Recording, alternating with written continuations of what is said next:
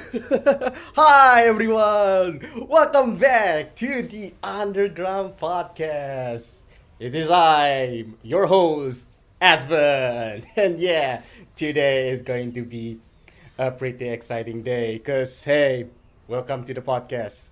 This is episode number 3, and we already seen a lot of talented people, right? We already see Meiko, which is, a very talented VTuber, and we got our boy Vera, who is basically a prodigy. So, who exactly is the third person here, huh? Who is it? Where is he? Who is this person? Oh, hold on. I got a text. Let me just check real quick, huh? Huh. Huh, it's a text from a certain someone. It's anonymous apparently. So let me check. Huh. Hold on. I'm messing things up. Hold on. There you go. Oh, whoops. Shit. Anyway. What is this? Hello, Advin. Look up. What? Why am I gonna look up for? There's nothing. Look up? For real this time. Oh, shit! Ah! Oh my god! What? Ah, that hurts! Ah, shit! What the hell was that? What is this little thing? What is this? It's like a TV. And there's like 2 dots. And is that a mouth? What the fuck is that? Oh shit, that hurts, bro. Yeah, apparently we got a guest right over here. A guest that was born in ambience, breaks, bass, whatever it is.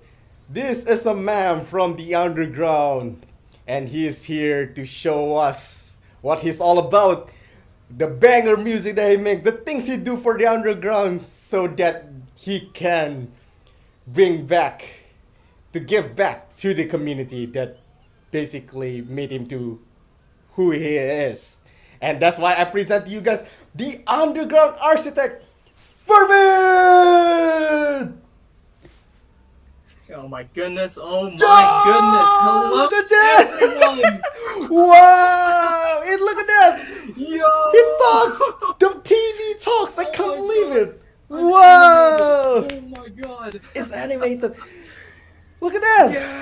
Yeah! Yeah! Absolutely Oh, insane. man. How are you feeling, Vervid? Oh man, I am excited, but I'm also nervous about this, man. Like, I have been trying to, hype myself up over this for the Yeah. longest time, but yeah. Yeah, and you're finally But yeah, here. it's so nice to meet you, man. Yeah, it's so nice to meet you too, man. We all know you, man. You're the guy who make nullbreak on Pivot Station, man. So Of course. everyone is very hyped for this. And I'm sure hyped as hell to interview you. I mean, I've been wanting to interview for the longest time, and finally I got the chance. You're finally here, so man, I hope you're ready, man, because Yeah. I have a whole lot of questions, a lot of fun ones, Yeah. man. So Yeah. hey, tell me about yourself before we get started. Who are you? Okay, so for those who are new here, hi, my name is Vervid. I am an Australian multi-genre musician of sorts. Hell yeah. I'm very well known for songs such as Untitled Nullbreak, Nullbreak, and a couple of others you might have heard of somewhere before. And Yeah. and in my downtime, I specialize in rhythm games, and Azure Lane is probably the best gacha game of all time. I'm just gonna put that out there. Hell yeah. Taiho, best girl. Tayo, yeah, peak. This man has real go. taste. This man has taste, I'm telling you. Amazing introduction. So yeah, welcome. So yeah, welcome to the Underground Podcast. So yeah, welcome to the Underground. You're in the Underground. Same thing. Of course. And of course, before we get started to the real show, we gotta put you into the graffiti wall. Do you see right there? Do you see Yeah, this? Do you see yeah, this at this I spot? see the graffiti. Yeah, Yeah, I'm look trying at to this. rotate my TV. What is that? Oh, that's a spray bottle. Oh, okay. So you want me to spray like? I don't know how to do this. I'll try to help you. So yeah, basically you're holding Okay, this. spray it for me. All right, let's All just right. You get ready? Alright, aim it 3, right. 2, all right. Get your 1. aim right. Yeah, Aim right, 3, 2, 1, go, go! Spray, spray, spray! Oh, look at that! Oh, look at that! Yo, Yo! oh my god! Look at that! Oh my Look god! at... Wait, is that the? Oh my god, that's the old vervid emblem over there. Oh my Yeah, goodness! look at that. That's peak, dude. That's so peak. What do you think? Shout out to Vera for Oh the my graffiti God. once again. My man always makes Oh my great god! peak Thank you, graffiti. Vera. I appreciate you, man. Hell yeah! So it's Oh yeah, let's go. so yeah, you're officially now part of the Underground podcast, man. Welcome to the group. Yeah. Welcome to the gang. Oh man, yeah. and now it's time for us to get to the main show. Woo hoo hoo! Here we go. So as you know, I'll explain a little bit on how this Ooh, let's go. the Let's Underground go. podcast is gonna go. Basically, this entire thing is gonna be split into 3 chapters. The opening act, which is basically gonna talk about your lore and stuff like that, your beginnings, and then chapter 2 is gonna be the main act where we're Yep. gonna talk about the present, where you at right now, and then chapter 3 is gonna talk about your future, your ambition, and stuff like that. So Oh. yeah, it's very fun. And after each chapter, after chapter 1 and I'm chapter excited. 2, you will have anonymous questions from the viewers. So yeah, that's right, viewers. Oh my god, Uh, that's the part that I'm kind of scared of. yeah. The thing is, because what if they bring out I don't know what to say anymore, but like you got the idea, all right? I got the idea. We don't know what kind of curse questions might be there. Riley's gonna be checking for us. Thank you, Riley, for the help. Our moderator God. right here. Yeah, so he will filter things. I don't think he's gonna get that curse. Hopefully not. But one thing for sure, it's anonymous. Right. We will not know. Me, Vervid, will not know. We cannot see the chat after all, so we don't know who asked. So it's gonna be very Okay. interesting. It's gonna be very chaotic. I mean, it depends on you. You know, your friends, your viewers. How chaotic are they? Just to talk about my friends, right? They're actually like very chaotic. That's all I'm gonna put up in there. So- Yeah, for real, for real. I mean, I know you as someone that's pretty chaotic. I mean, 30 minutes ago Yeah, we but were yeah, just have you eating checked the stuff. quote book? Have you checked the quote book? There's so many quotes of me in there. Yeah, it's diabolical, dude. Some of your quotes are insane. Hey, we'll talk about quotes later too. So you get to bring out your Yeah, quote yeah, book. Man, yeah. I mean, dude, 30 Okay. minutes ago we Dude. were eating together, and then you were like, what's it called? you're opening your We were FYP. like- It's so full I of was- crazy I was- stuff, dude. Yeah, my FYP is like full of crazy stuff, but hey, like that's for another day. That's for another day. Insane. And yeah, that's why we're gonna That jump another in. day will be never. Never. Okay. I don't think it should be out in public. You're gonna. It's gonna be the end of you. Of course. Oh Yeah. man, good times. Anyway, this is time where we're gonna jump straight into the podcast. This is what you guys are here for. Let's start off with chapter 1, which is, yeah, we're gonna be talking about lore. Since, oh shit, am I live? Oh, there you go. So it cuts Yeah, off. there right we go. There we go. Okay, so everyone's personal legends come from humble beginnings. Let's talk about the past that got you into this point, which means let's talk about your origins and lore. This is the Ooh, one very burning lore. questions. How do you come up with the name Vervid and with your signature triple dot? What is it? Okay, so pretty much the name Vervid, right? I pretty much came up of the name when I was listening to a certain Fairy Quishes song that was made for Beat Mania called Vervidex. It's spelled with like I don't know Fervidex, and I thought that it sounded really good. But like I wanted to like switch out the F to a V, so it's like Vervidex, and I added like an underscore just because of like aesthetic. But like it wasn't up until like 2022, like the year after, that I shortened it to Vervid, and I replaced the underscore with the exclamation mark because like it's all lowercase, right? And the exclamation point because I want to signify my upbringings from Osu, which was like my main game at the time. So yeah, so The style of my name is actually based off from Osu. So Oh my god, that makes sense. That makes all the most sense. Because also always have that exclamation mark. Oh, so it was actually from there. Wow, I didn't expect yeah, that. yeah, Yeah. So you play Osu? yeah, yeah. I started my Osu journey at like 2017. So Big. yeah, but that isn't actually my first ever rhythm game. Actually, it was like all the way back in 2008. Oh Like man. that's how long I've been playing rhythm games. Yeah, decade long, as you said. He's a decade long rhythm Yeah, gamer turned musician, and so hell yeah. we'll get more into that. There's more to talk about. That's very interesting. Yeah. Vervid is comes. About the three dots. So About about the three three dots. dots, right? I wanted to like I don't know, make it like a face, and it's just me just being neutral. It's just just just I don't know, like Shy Guy from Mario. Like Shy You know? Guy from Mario. Nice. Yeah, yeah. Very I cute. really admire the guy actually. Yeah. So Shy Guy. yeah, Yeah. just with smaller eyes and just yeah. And yeah, that becomes you. Look at that. You are a PG Yeah. tuber now. Whoa. Pat pat. Yo. Hey, get your greasy ass hands off the TV, all right? I can grab the TV if I want to. Like, there's a handle. No, no, no, no, no, no, no, no, no. Yeah, boy, don't worry. Man, I do love one thing though. I didn't expect your name to come from a Fairy Kutu song. I know one friend of mine who's gonna love that little trivia.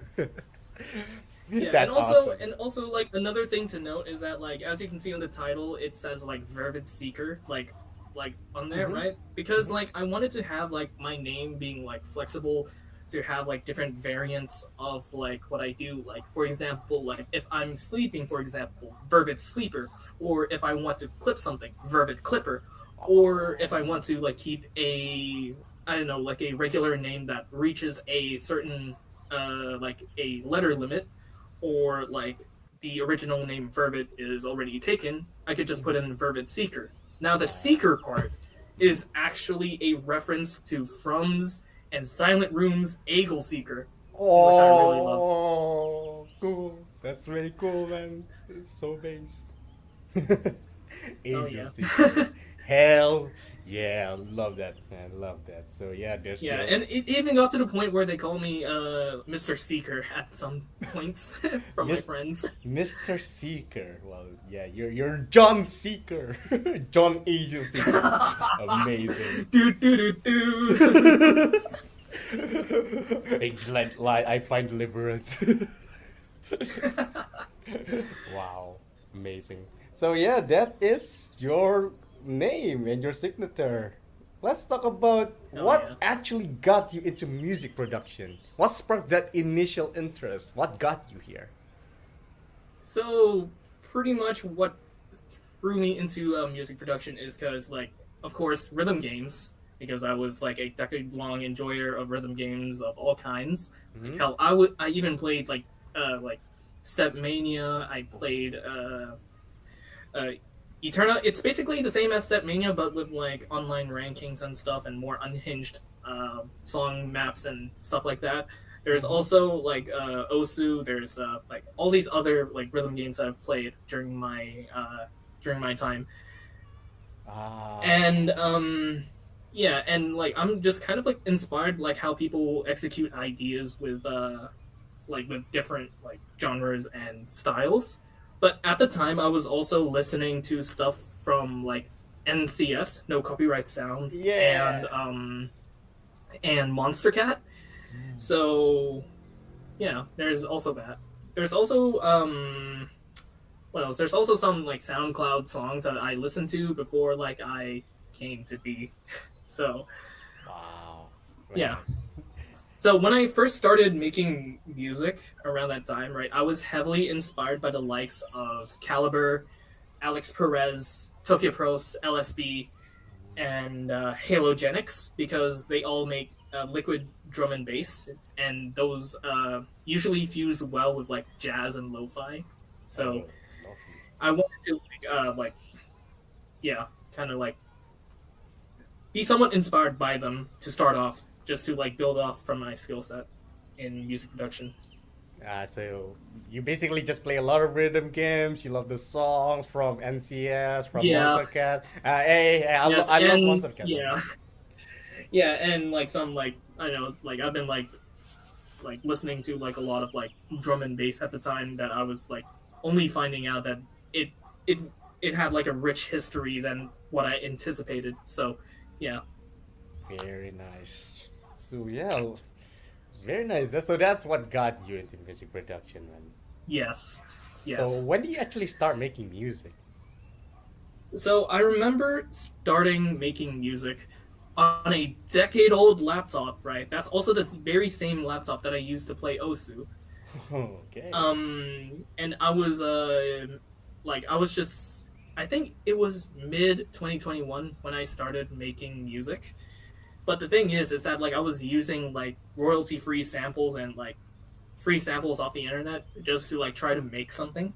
Mhm. So yeah, that's kind of like how I started actually. So it started from like making music with a very old laptop, but then like as like at the time I was like in high school, right? But like once I Mhm. graduated, I searched for a job and yeah, got the money to like actually build a computer to make music on. So Yeah, yeah, that's kind of like how I came to be.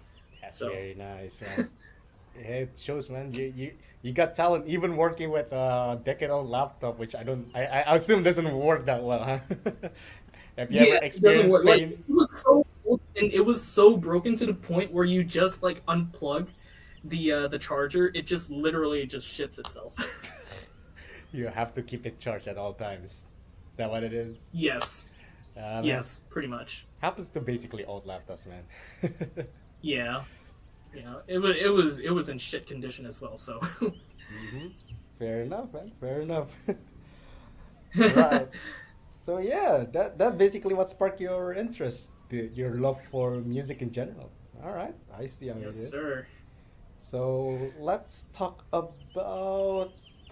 Okay, I want to talk about influence, but before this, let's talk about your aliases because I'm sure Vervid is not your Oh my god. only name. You have aliases. We know that. Can you share it with us? It is hybrid anomaly. Hybrid So here's the anomaly. thing about hybrid anomaly, right? So I've been seeing like a bunch of my mutuals with different aliases in their music production works, and I was like, I wonder if I could like do the same. Mm-hmm. And like at the time, right, I was like hard stuck on like I don't know breakcore and just liquid drum and bass. So I wanted to like make an alias that is more reserved on like non breakcore songs and Mm. genuine effort in like other genres that I've been wanting to do, such as neurofunk. So that's pretty much the gist for the alias. But the thing about it is that like I wanted to like build some lore between me and the other alias, which is a hybrid anomaly. So Mm. Yeah, there's gonna so be some lore. I just haven't figured it out yet. so it's still work in progress, the lore Yes, between these two. yes, yes, With, so within your verb itself, which is mainly breakcore, and then your other stuff, which is yes, and then basically, all like other things. non-breakcore, One breakcore. yeah, non-breakcore harder songs and stuff. Yeah. Hell yeah. All right. That's very cool. That's very cool.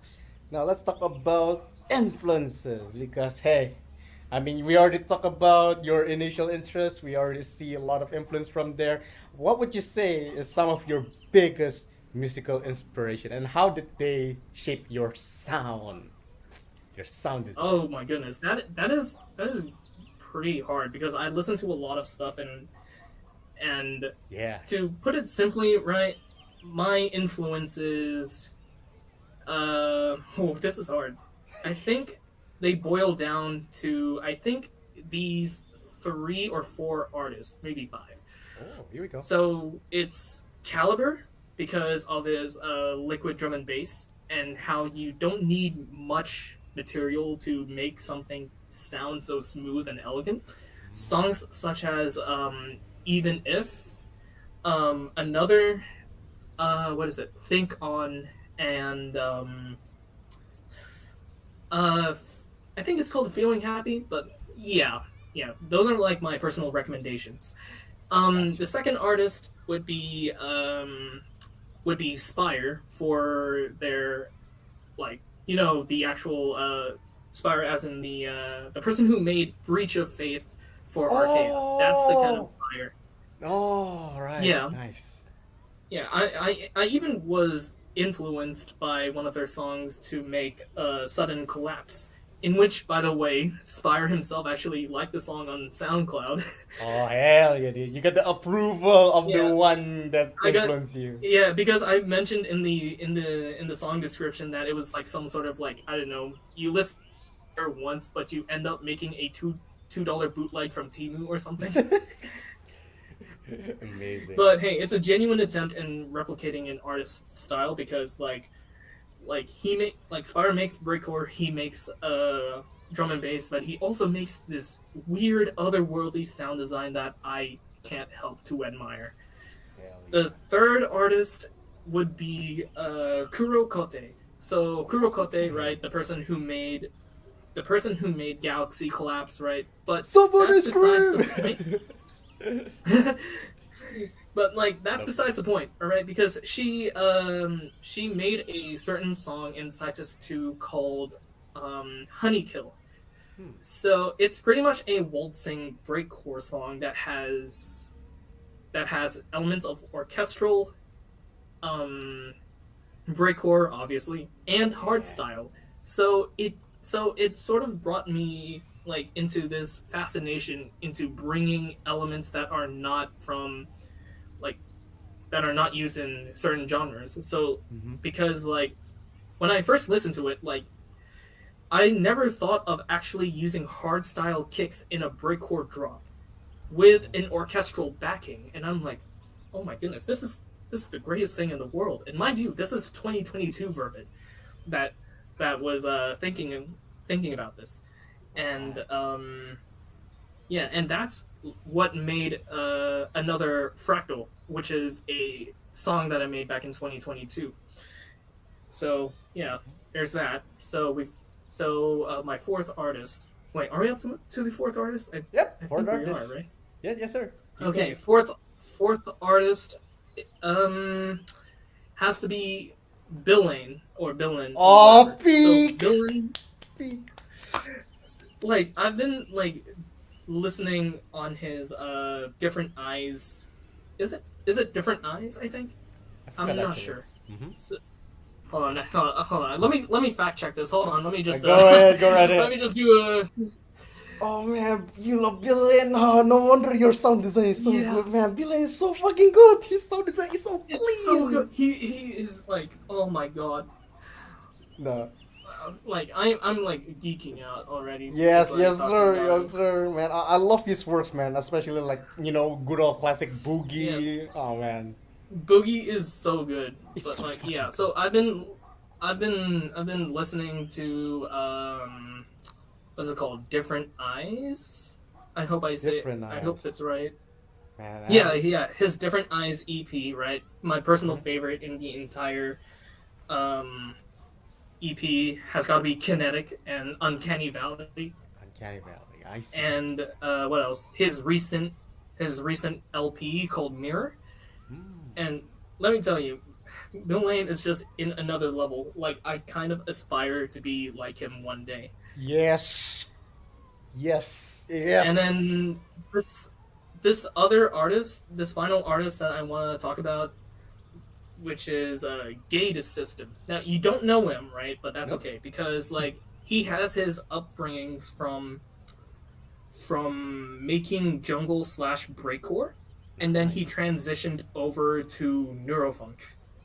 And Mm. I'm kind of like, ooh, okay. So I'm kind of following in the same path as him. So I might as well like try it myself, but with a whole array of genres that are out there that Mm-hmm. I've always wanted to do. Stuff such as like high tech, hardcore, hard resistance, and Nice. so many more. Like, Wow. yeah, Yeah. Five of your most influential inspirations, man. Look at that. Yes. That's so basically you can say those are Yeah. the people that shaped you into who you are, and you know how you do your sound, how you design them, and how you explore Yeah. different genres from them. Yes. Yes. Hell yeah, dude. No wonder. It's no wonder you make peak after Yes. peak, man. But like, I there's love it. also like a bunch of yeah, like there's like a whole lot of people that I listen to, but like I just wanted to keep it at like those five because I think those are like my most definitive ones that define me. Hmm. So Very nice. Very nice. So yeah, with that we basically cover your lore, man. That's basically what got you into here. Love, I seriously love your music taste, yeah, man. We gotta share more musics, man. Especially Dylan, man. Dylan, of course, hell yeah, dude. villain is just I bow to I bow to this man. Yes, man. Like the insane part about Bill Lynn is that Mhm. he uses the same software to make music on. He also uses FL, just an older version of it. Ah, FL. Yeah, Wow, an older version. Hmm. yeah, And I even think. to this day. But yeah, even to this day. But I'm not so sure because I haven't seen him work on some stuff. But that's honestly Gotcha. respectable. So yeah. Hmm. Oh, actually, before we move on to chapter two, I actually want to ask you a little bit about your hobbies and if there's any hobby that also become an influence in your life other than, you know, playing rhythm games and something like that. Hey man, I don't know what to tell you, but that's the only thing that's in there. That's the only thing that's in there. Yeah. Fair enough. Just good old rhythm games, man. Good old rhythm games and Good old music. rhythm games. I love them. There's a reason why I play them, and that's because of like doing something that is like not really looked upon by others. So, yeah, Not really. Yeah, it's underground, man. It's the yeah, real definition of obviously, underground. obviously, That's yeah, true. That's yeah. true. Oh man, very. I'm gonna be very excited when we talk about more rhythm games in the next chapter. So yeah, now it's time Hell for yeah. us to check out if there are any questions from the viewers. Are there any? Oh shit! Hold on. Let me give me a second. Uh, Technical difficulties. No questions. No questions so far. Okay. So let's see here. I'm just gonna quickly check. Hmm.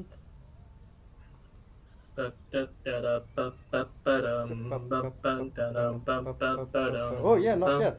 Surprising, man. Okay, okay. Did we actually get any questions?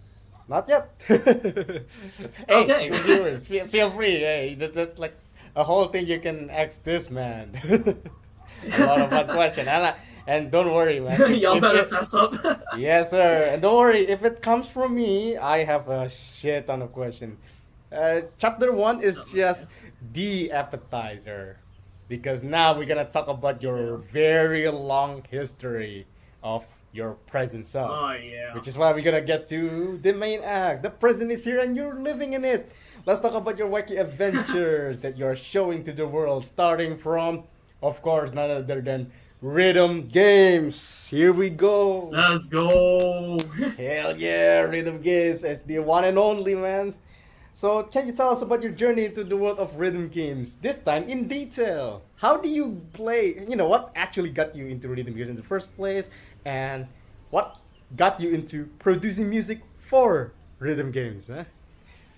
What got you to this Okay, point? so what got me into playing rhythm games in the first place is through YouTube from a very like a fateful like recommendation on the homepage because at the time I was like watching like I don't know some old machinima videos back then. It was like what is it 2008? Those things are like popping off back then. Yeah. And I saw a video of this person playing a very specific song in which I kind of remember the name of it. I think it's called Two Survivor Gammas H. To Yeah, survive yeah, again. that's literally the name of the song. All right, that's literally what I remember. Oh, that's so old. So like, yeah, I know, right? And then And then like after like I was like invested in like Stepmania at the time. I wanted to see what are the hardest songs are in the game. Mm-hmm. So I searched up Stepmania hardest songs, and then like I remember stumbling across this one video that has a pack full of really difficult songs to play on Stepmania. But back then, right, that is when people are finding out that you can actually play Stepmania on your computer or DDR on your computer, is what I mean. And already people are already pushing the boundaries of like charting in like mania charting in at the time. And then seeing this happen, right, I'm like very fascinated. And I do remember this one specific song that this person played, and it's called Amber Shores by the Flashbulb. And mind you, I was 4 years old at the time. Flashbulb. Oh, that's Right? very old, man. That's a very old artist. I remember Yeah, the Flashbulb. yeah. It's a very old artist, but like that is the very artist that introduced me to the breakcore genre, kind of. It's kind of like drill and bass, but like it also kind of falls into breakcore. Like I said it, I don't even care, but like, yeah. All right. Yeah. After watching a bunch of videos in Stepmania, I wanted to give it a try myself. So, so pretty much what I did is that like at the time, right? I think it was 2010, 2009. I think late 2009, early 2010. When the first iPhone came out, right? I wanted to like. I think it was like 8 months in Mhm. when my mom had that phone, The which is first like an iPhone 4.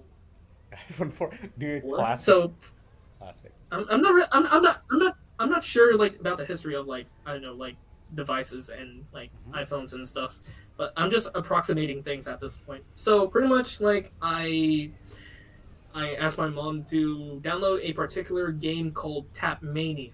Now Tapmania is Oh. pretty much like Stepmania but for your phone essentially, and I wanted to give it a try, like on like the rhythm game genre myself.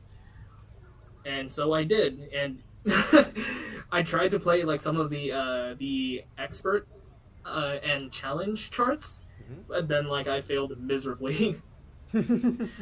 so yeah. So after that, right, I kind of like between 2011 and 2012, I kind of like strayed away from actually playing like Stepmania because like because like it was like too hard for me at the time, Too hard. and like I kind of like moved on from it essentially because like so like I moved on from Stepmania to like I don't know like stuff like what is it Need like racing games such as Need for Speed Hot Pursuit and Gran Turismo number 5 because I Oh. remember receiving a PS3 one morning at in 2011, and I kind of fell in love with it.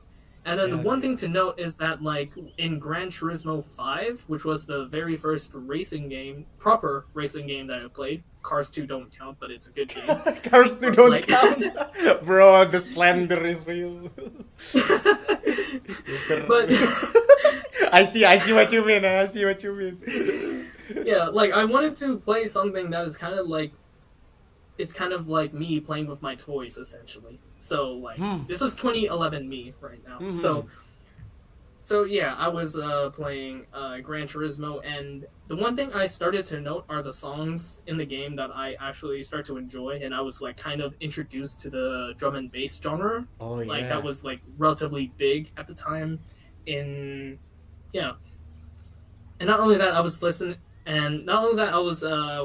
playthroughs of Need for Speed Hot Pursuit, the 2010 version, which Yes. is like yeah, like it is really a fun game. Like the It's thought free. of having the police chase you and you're racing with the squad, like come on now. It's Like so fucking like- good, man. It really yeah, is. it's so good. It's so good, but the community is actually kind of shit. I'm gonna be real. But that's for later on. That's for later on because Fair I'll enough. explain that later. Fair enough. But yeah.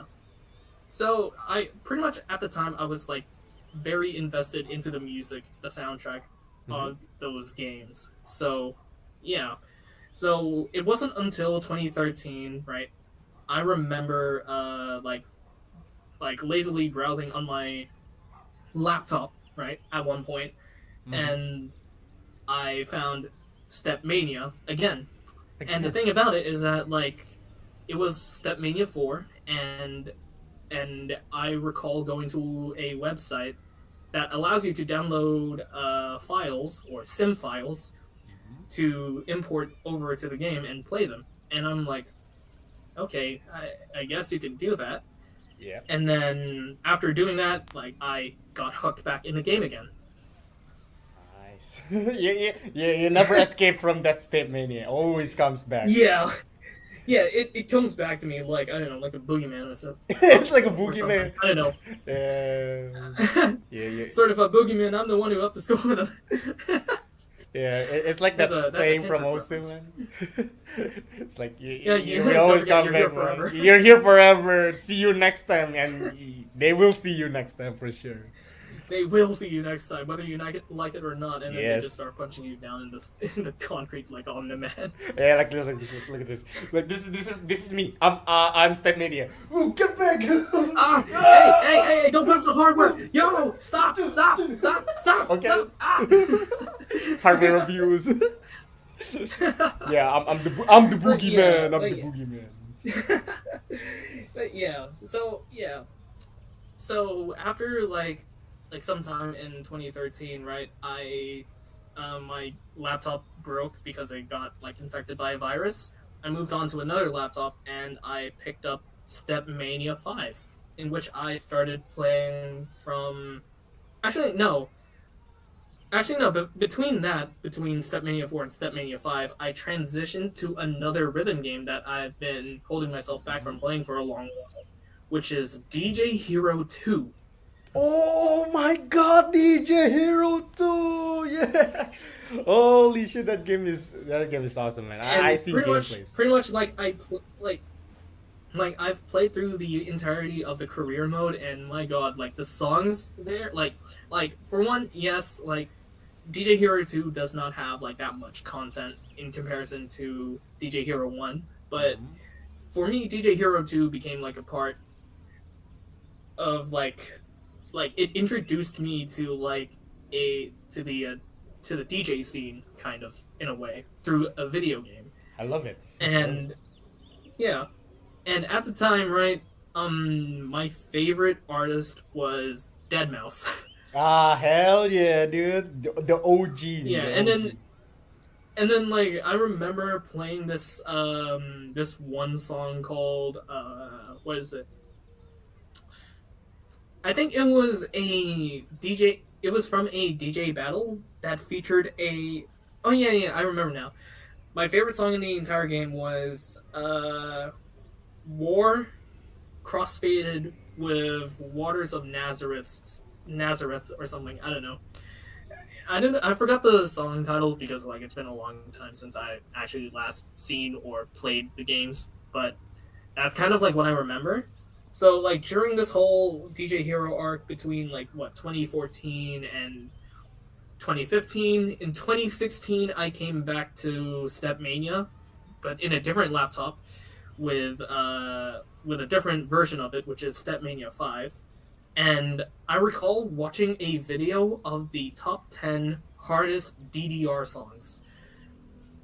Mhm. Now, the thing about the hardest DDR songs is that like I could actually go to this particular website called Zenus I Vanisher, Oh, and I could yeah. like download the sim files from there to actually like try out the charts myself on Stepmania 5. And honestly, it kind of like my yeah, the reflexes are still there. It's just that like I pretty much trained on playing DDR level 18s and 19s on keyboard.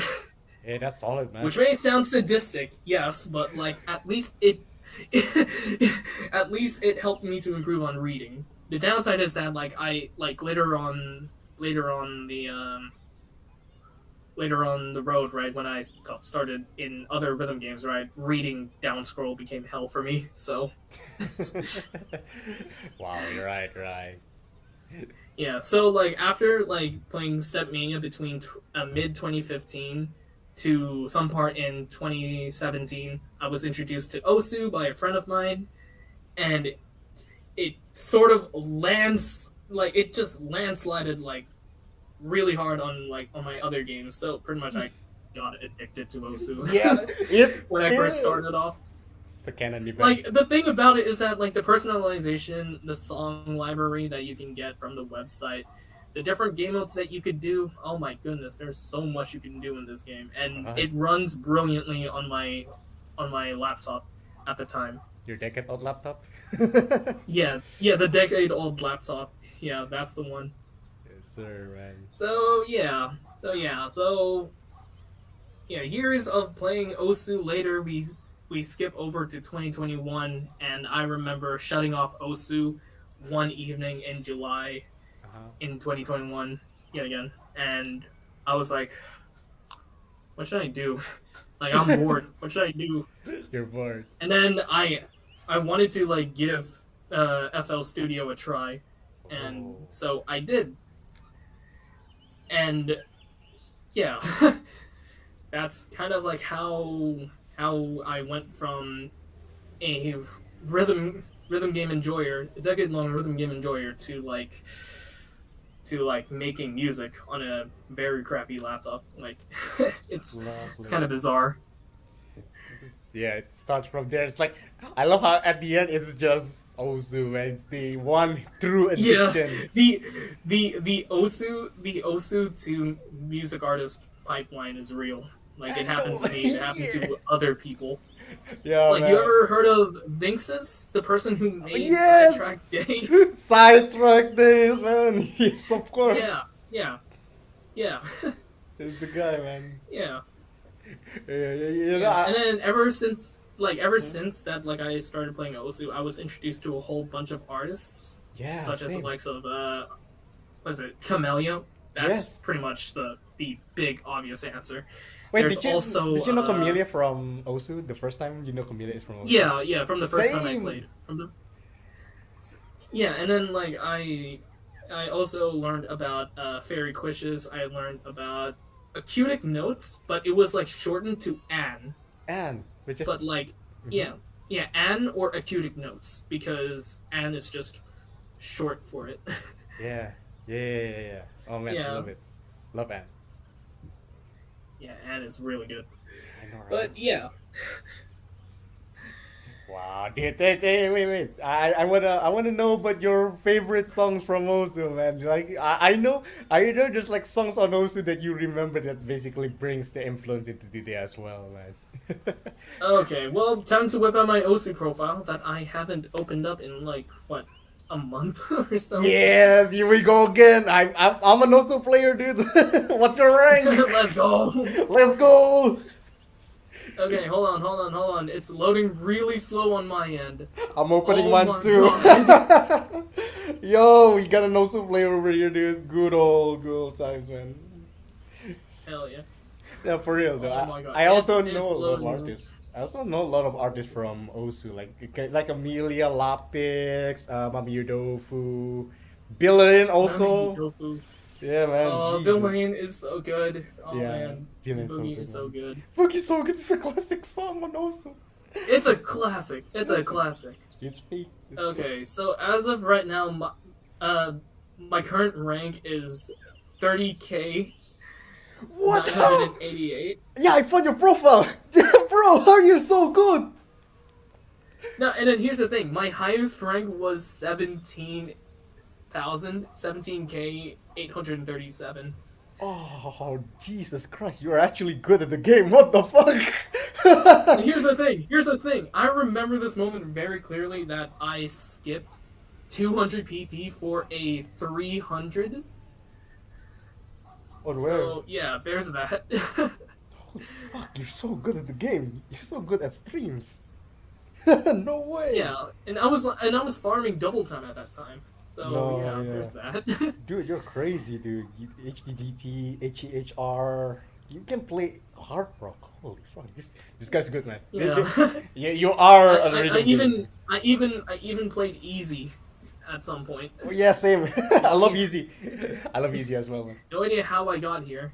There's Yeah. so many songs on Osu that it's hard to keep track of. But Mm-hmm. if I had to pick one, Mm-hmm. Uh-huh. ooh, it has to be Abst React by Acutic Notes. Apria. Oh wow, nice choice, man. Yeah, Nice like choice. I'll probably like drop you the beat map link Oh yeah, of in course. your DMs just so that you Yeah. can listen to it or play it like in Yes, your own sir. time. But like, yeah, there's that. Oh hell yeah, man. Wow. Ha, But yeah, ha. like there's and while I was playing Osu there, I was introduced to a lot of other rhythm games such as Dynamics, Citus, Mm-hmm. Lenota, Mai Mai. There's even Chunethum and Sound Voltex. Yes. So yeah, And also has so yeah, all of there's those that. songs, yeah. All those Yeah, songs are in yeah, Ozu as well. That's also my influence yeah, and how I know a lot of rhythm games. It's the gateway. yeah. Yeah, it's the gameplay and how people express those songs in levels, and I kind of enjoy that. Yeah, right. The beat maps, like yeah, like let's Yeah, say beat maps. step mania, or also especially in also where you can really see the visual and how they represent music. Man, I Yeah, absolutely love it, man. yeah, yeah, Osu, yeah. Osu, man. All right. I see. The Oh. Osu arc is interesting. So yeah, Mm-hmm. So yeah, that is basically what got you into rhythm games, and we're gonna keep continuing onto your timeline. Basically, you said that 2021 is the time where you start making music, right? yes, Which yes, means you're making music, and then somehow you got into a rhythm game. And we all know what that rhythm ooh, game is. So I yep. want you to uh, go through us how you managed to go from making music for the first time to eventually hitting in, getting into a rhythm game. How does that work? Okay, so pretty much right. It all comes down with me messing around in FL Studio and trying out ideas. So yeah. So let me just give you a quick pipe like a timeline of like how my music production journey went because yeah. Mhm. So 2021, right? I was just learning how to like use FL, right? I was just like learning the basics and Yeah. all of that good stuff. But then 2022 came around and I was like interested in the SoundCloud breakcore scene. Mm. Um, and I recall joining a SoundCloud breakcore Discord server, and at the time, right, someone was like about to like make a mix, like a breakcore like playlist mix or something, and I was like, oh shoot, let's just I wanna be in this one. Hold on, let's do this real quick. So pretty much like I worked on it on the night of my birthday, On your and birthday. All right. yeah, yeah, and it took me around a good 3 hours of making the song, Mm. and lo and behold, that's how Untitled Mellow Brickcore was made, and it got featured in that very same mix Nice, dude. that was being organized. Now here's the crazy part, all right? Mm-hmm. Because that was on on a different laptop, right? Like when I made Untitled Mellow Brickcore, because Yep. yeah, because like the other laptop that I had here, right, for a time period was that like it was originally used for school, but then like at the end, like when I was like close to graduating, they removed all of the software that is monitoring the computer, so now it is Right. mine personally, Mm-hmm. and I installed FL Studio and pretty much worked on music through there. Music. True And that.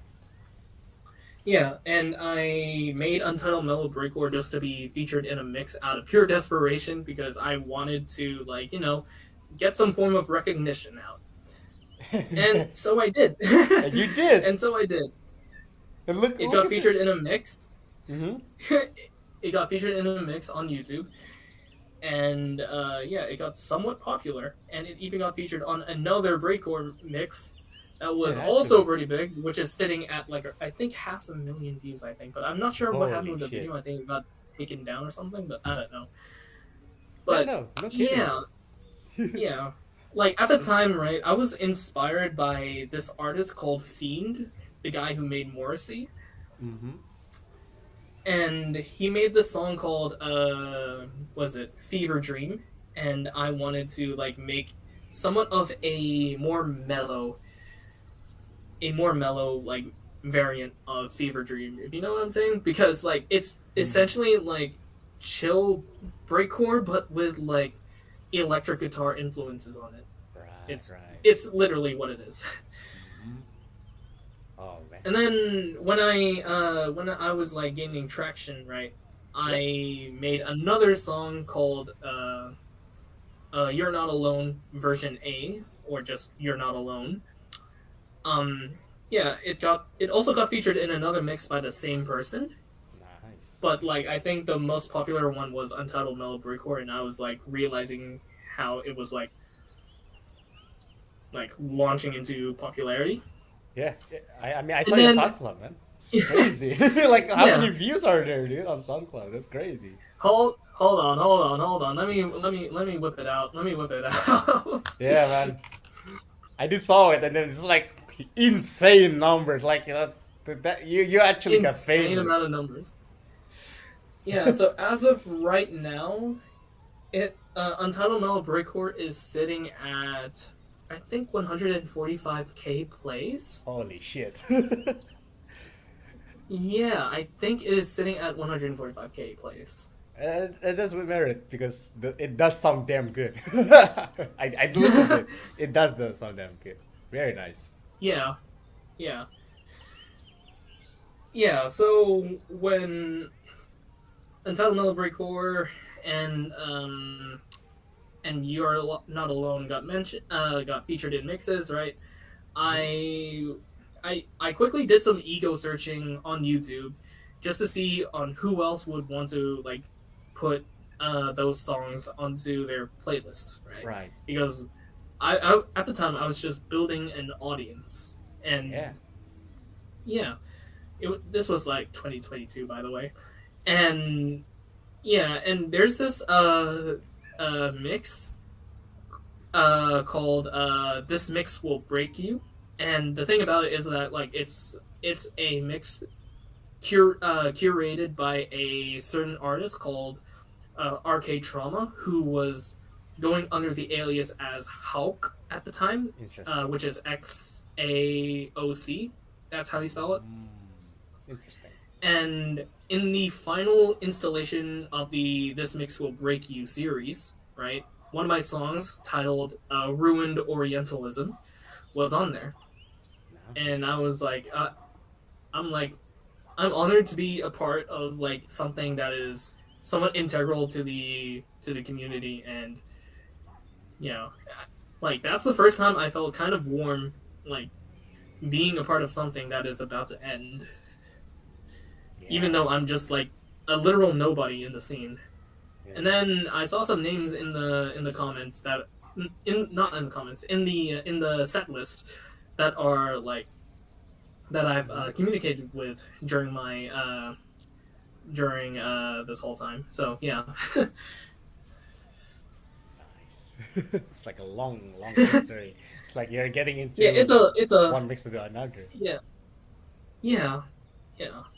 And then while that was happening, right, I remember receiving a comment and a Twitter DM from a relatively huge YouTuber called Penguify, who was asking me if it's alright to use Untitled Mellow Breakcore for one of their videos. And I'm like, as long as you credit me, then go on ahead. And they did? And they did. They did. And it got really, really popular. Like, the video is called The Competitive Game That No One Plays Anymore, I think. Interesting. And your music is And it was good. like and it was for a Team Fortress 2 video essay. So, yeah. Oh, that makes sense, yeah. It was actually...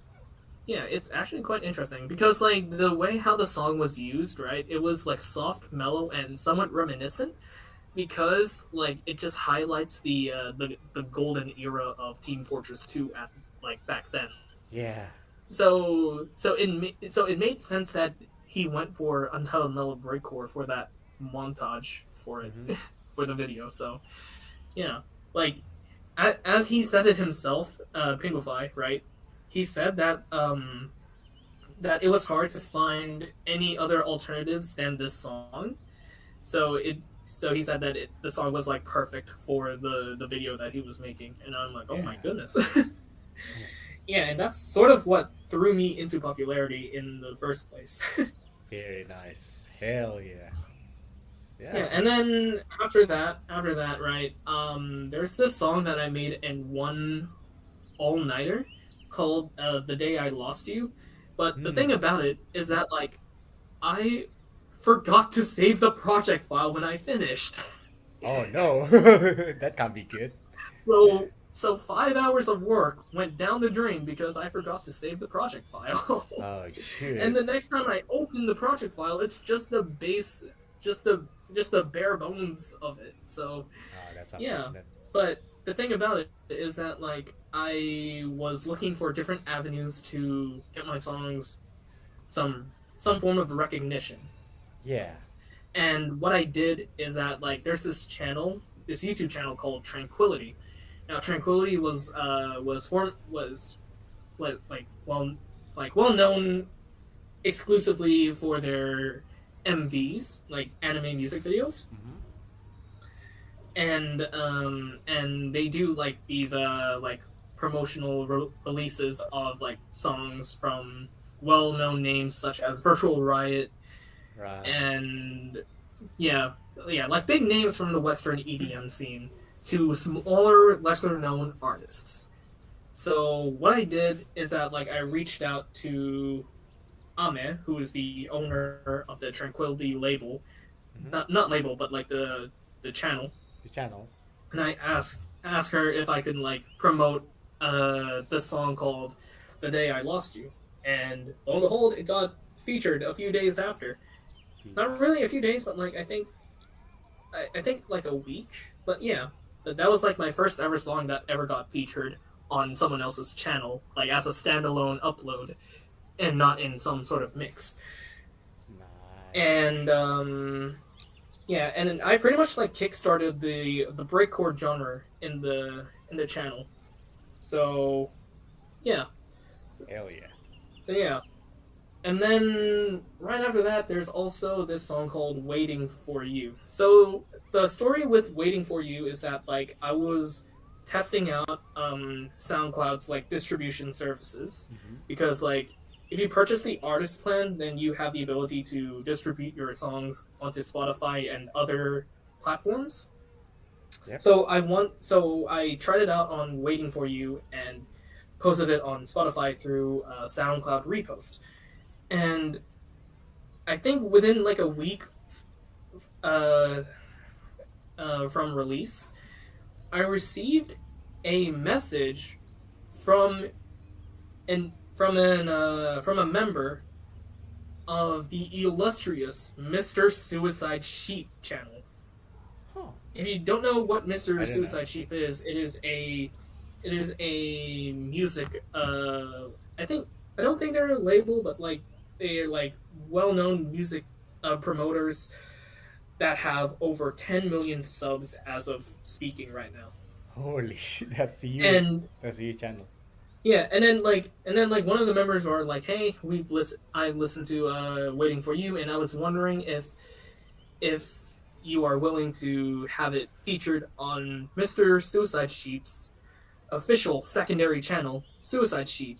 And I'm like, "Whoa, whoa!" Like they reached out to Oh, my business email about this, and dang. I'm like, "Whoa!" First of all, this looks too real, Too like good to too be good to true? be true, right? Yeah, too good to be true, right? So what I did is that like I asked them for like some form of verification if it's really them, Mm-hmm. and and they followed through in posting a comment at a now privated mix that I uploaded onto YouTube called Vervid Mix, stuff you might have missed on my SoundCloud, and they commented on the video with the main Mr. Suicide Sheep account. 10 million subscribers saying good stuff, and I'm like, no wait, this is actually real. This is real. They're for real, man. And then I'm like, okay, you've proved my point. Let's talk business. So we did talk business behind the scenes, like signing paperwork and stuff, and it officially got featured onto Suicide Sheep as a standalone video, fit with its own art and stuff. And I'm like, no wait, this is actually me right now. Yeah, it's you. Like I was like jaw dropped. I was like flabbergasted, discombobulated even. It's your eyes to fail. Yeah, it was real. Yeah, ever since that happened, right? I think October to like I think November was like somewhat dry because I've been trying to chase that high for a long time. And what year is that? But that is 2022. 2022, got it. That is like, so like that is literally like 1 year into my music production journey. Oh my god, dude. So like I was trying to like chase that high for a long time, and then like I went to this compilation album. I joined this Discord server called Novatone, and they are hosting, like at the time they were hosting a compilation called the Obscure Genre Challenge 6, or OGC 2023. That's what they called it, right? Got it. And pretty much you have to pick a genre that is like, I don't know, kind of like weird or like not well known and stuff. So like there's stuff like Botanica, there's stuff like Skull Step. I mean, like those are the most well known genres. Like what am I even talking about? But like you get the idea, right? Yep. So scrolling through the genres list, right, all the basic genres are like taken, but there's one genre that like I haven't like done and never thought of thinking, which is what is it? Bossa Nova drum and bass. And I'm like, Bossa Nova drum and bass. What a combo. Let's try to do that, because like the thing about it is because like I've been listening to like I remember like way back then, right? I told you that I listened to Caliber and Alex Perez and stuff like that. Mm-hmm. I wanted to bring those influences over to Novatone just to showcase what I can do, and lo and behold, yeah, it got in. Got in, dude. It got in. Can't stop winning, man. Just keep on winning. Yeah, and then what is it? After that, right? There is also this what is it? Like I remember like how it started off, but I don't know how to segue into that. Anyway, let's just segue into how it started. So I remember coming home around December, feeling all disgruntled and stuff because at the time I failed a driving test. Oh man, unfortunately. And I was like so mad, and I was like consoled by my uncles just to like, hey, you messed up, it's okay. So pretty much what I did is that like I sat in front of my computer, and one of my aunties, right, suggested that I should like make like driving music for her vlog, and I'm like, you know what, might as well do something just to drown out this feeling of defeat. So what I did is that like I hopped on FL Studio and I learned how to make Future Garage. Nice. And yeah, and as it turned out, I somehow managed to complete a song in like I think 6 or 7 hours. Oh my god! No, you just said the thing. No, you did not. Oh, you said the thing, guys. It's over. This podcast is over. It's over. All right, wrap up the episode. See you guys. Have a good night. Just kidding. What about me though? But yeah, real talk. Yeah, so I wrote a Future Garage song for my first time, and I kind of enjoyed doing it. So I did it again all throughout 2023, and made some liquid drum and bass as well during that time, some breakcore as well. But here's the thing, right? So I was introduced to this label called, like, in 2023, I was introduced to this label slash collective called Refractal, Refresh. and it is the same collective that released a certain album that I've been eyeing on for the longest time, which is Neuro Nation. Neuro Nation. So here we go. now the thing about it is that, like, I listened through the entire Neuro Nation Crossfade preview. Yeah, and pretty much I wanted to join in on the Refractal Discord server just to, like, try my hand in, like, making neurofunk and stuff. But then there's this compilation called over BPM. What is it? I think it's like something over 200 BPM. I don't know. I don't know. It's just all over the place right now. My memory's kind of like dead right now. But yeah, there's this compilation album called, like, 200 BPM over, and pretty much, like, I tried to make something that is like, oh wait, no, it's not over 200 BPM. It's everything gonna be 200 BPM. So pretty much songs that are limited to 200 BPM only. That's literally what it's called. Like, that's the whole premise of the compilation. So I tried to make something, but it got rejected. Huh. So, so that something that got rejected was apparently nullbreak, because the reason why it was rejected is because the song was in 228 beats per minute. And what song was that? It was nullbreak. It is just like, the song was nullbreak. It's just me trying to push nullbreak to a compilation album at first. But the thing is, right, they didn't accept it. So at the time, right, I was feeling demotivated about my rejection. Damn. I saw a tweet on Twitter from Hajimeli of an open call, like, submission. Oh, and here I'm we like, go. You know what? If I get in, then that's cool. But if I didn't, that's also cool. Worth a shot. So I did it. So I did all that. I typed in the details of the song, metadata, and everything, and then just called it a day. Yeah. Simple as that. The craziest thing, right? How I learned that I got accepted into Vivid Stasis was that, like, I was, like, in the Philippines at the time, right? It was Christmas Day 2023. I was in the Philippines with the family. Everyone's about to go to sleep.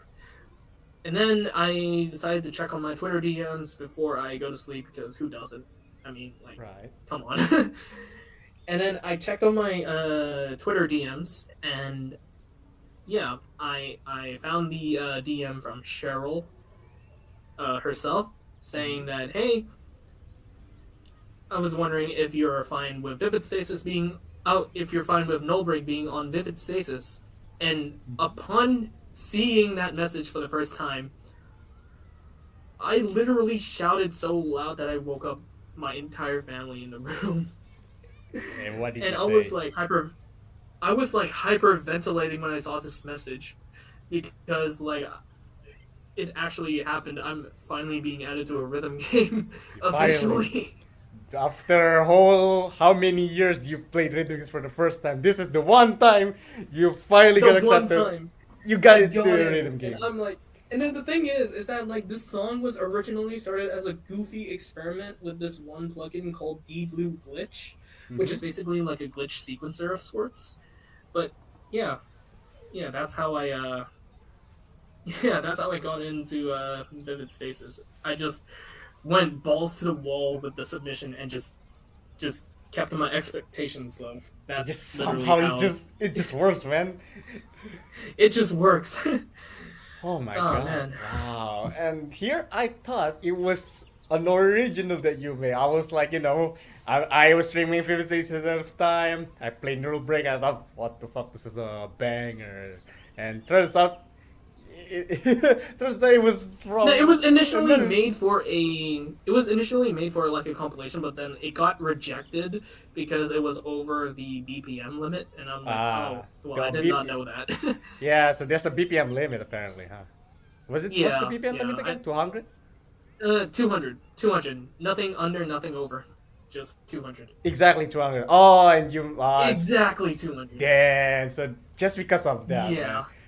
But maybe that's for a good thing because if that doesn't if you don't get rejected there, I don't know if I'm gonna see you on favorite stasis, man. Yeah, you're probably not gonna Yeah. think about it. Yeah, like if it weren't for nullbreak, then like I wouldn't be where I am today. Yeah. Same goes for Untitled Mellow Breakcore as well, because like that song kind of like solidified my identity as an artist, kind of. Oh my god, yeah. And if it's not for that, well, I'm not gonna meet you at all. We wouldn't be here. So there's like a whole Yeah. many huge turning points. Like especially, I would say those Yeah. two are like your main turning point, right? Untitled Yeah, those Mellow two Breakthrough songs just and No just Break. put me out there. Fuck yeah, dude. Yeah. That's what I'm talking about. That's peak, dude.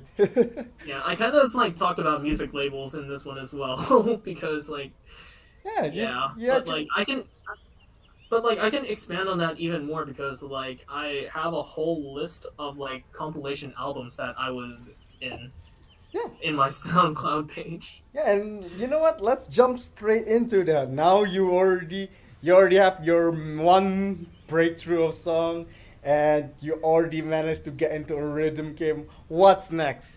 And we're gonna be talking about music albums. Here we go.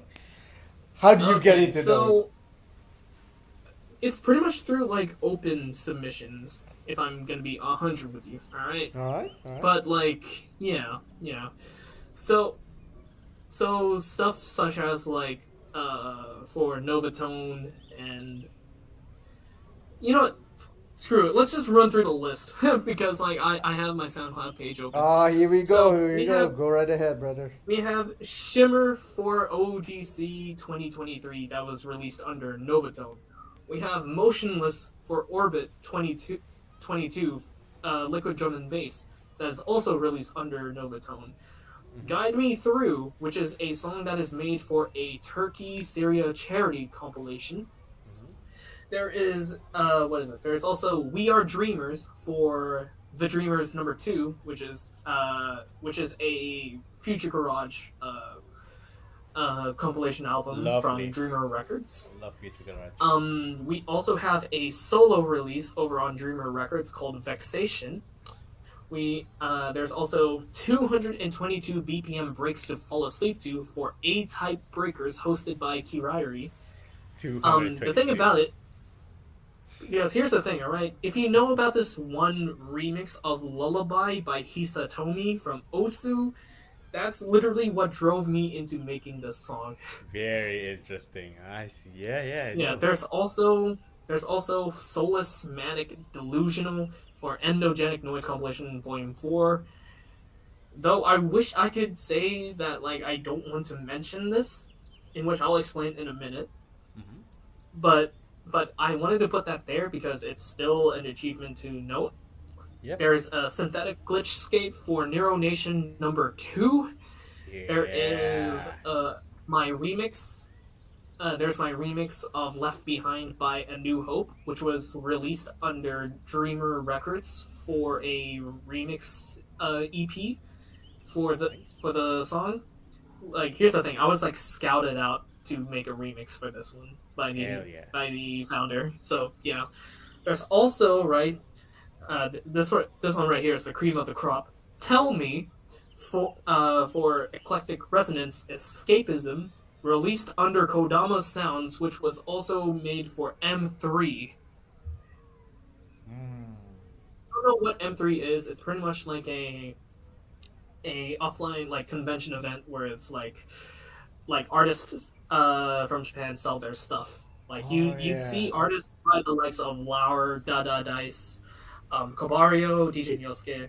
Like most of Yeah, I the see. are are gathered around there. So Gotcha, yeah, there's gotcha. that.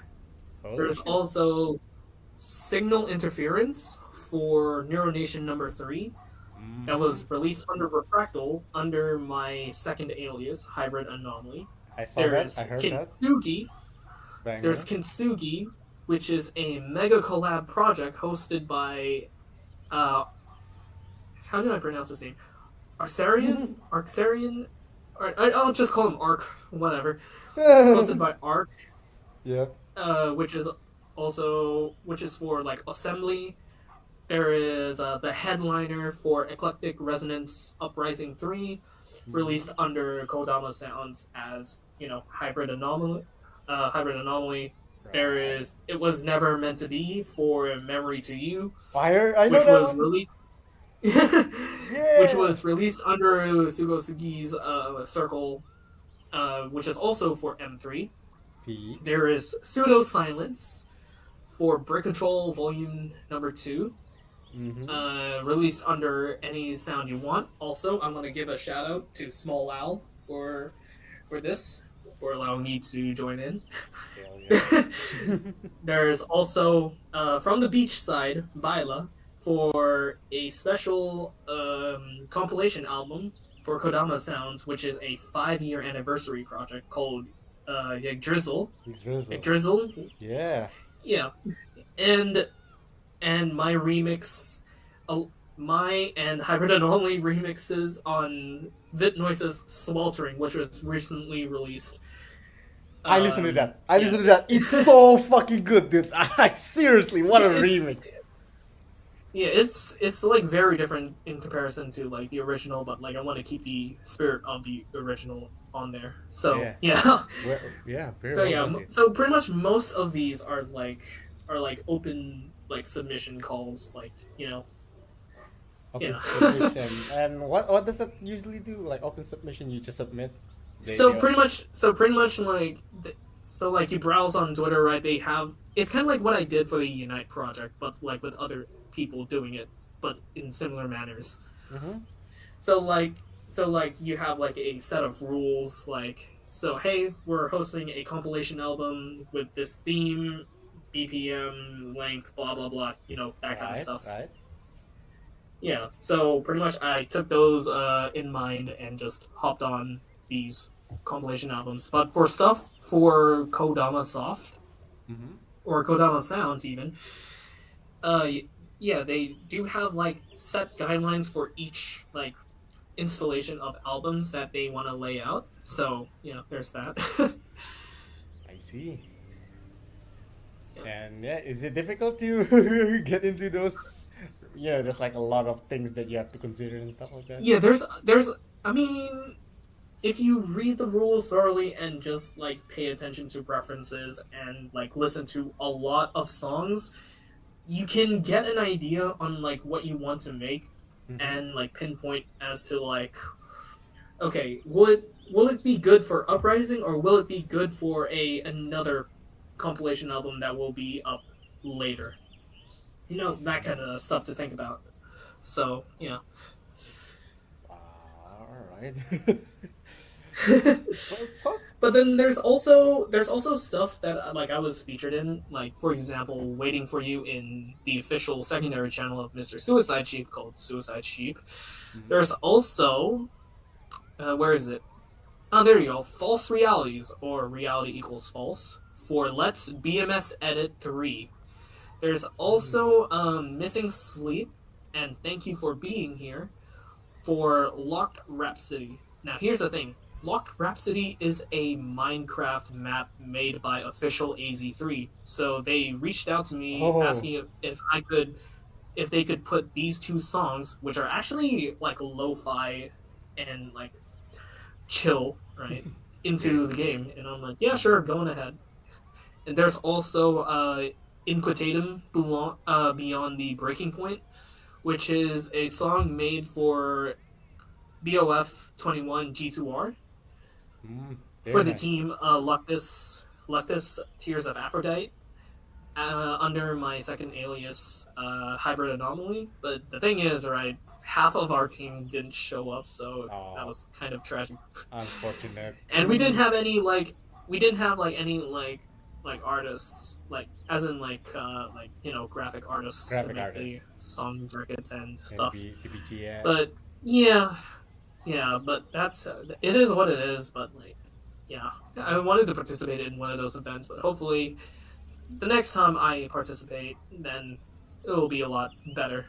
Yeah, you got like That's a what I proper hope team for and anyway. everything. Yeah, Yeah, I'm sure you will. because I feel like the team was assembled within on a whim in a way. So Fair enough.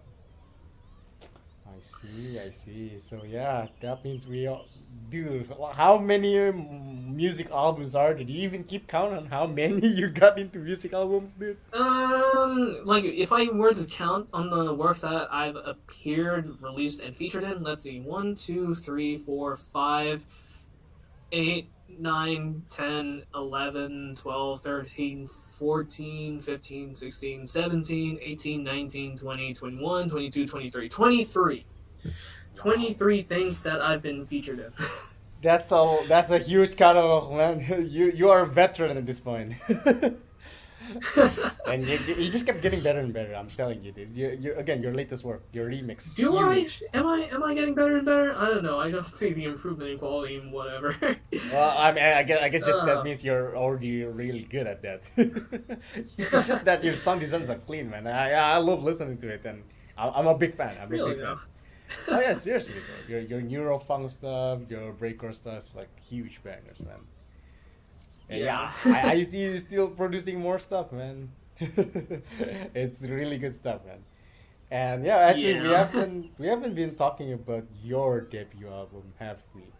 Don't Believe in Oh Delusions. yeah, we haven't talked about.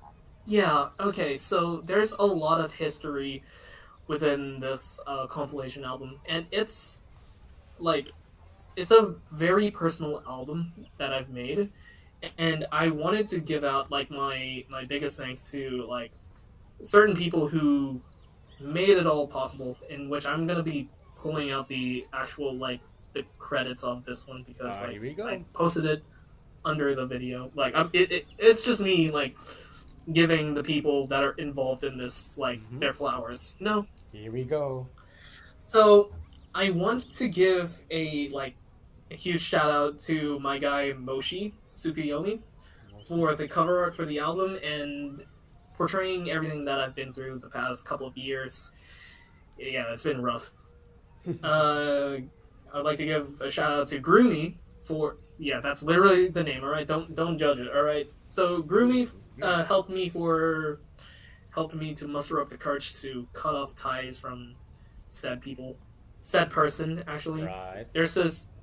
I would like to give a shout out to this team called WSP for WSP. exposing all the things that he has said and done to me.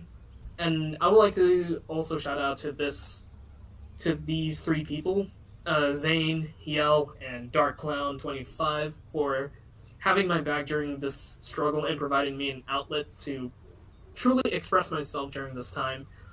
Dreamer, who you may know as the founder of Dreamer Records, for releasing Vexation onto Dreamer Records and supporting my future garage journey. And Endogenic Noise Records for releasing Soulless Manic Delusional onto the 4th volume of the Endogenic Noise compilation series, and supporting this decision of self-releasing this important album. Oh man. And of course, huge shout-outs to you, the listeners. Come on, how can I say thank you without thanking you? Because you've been listening, you've been supporting me.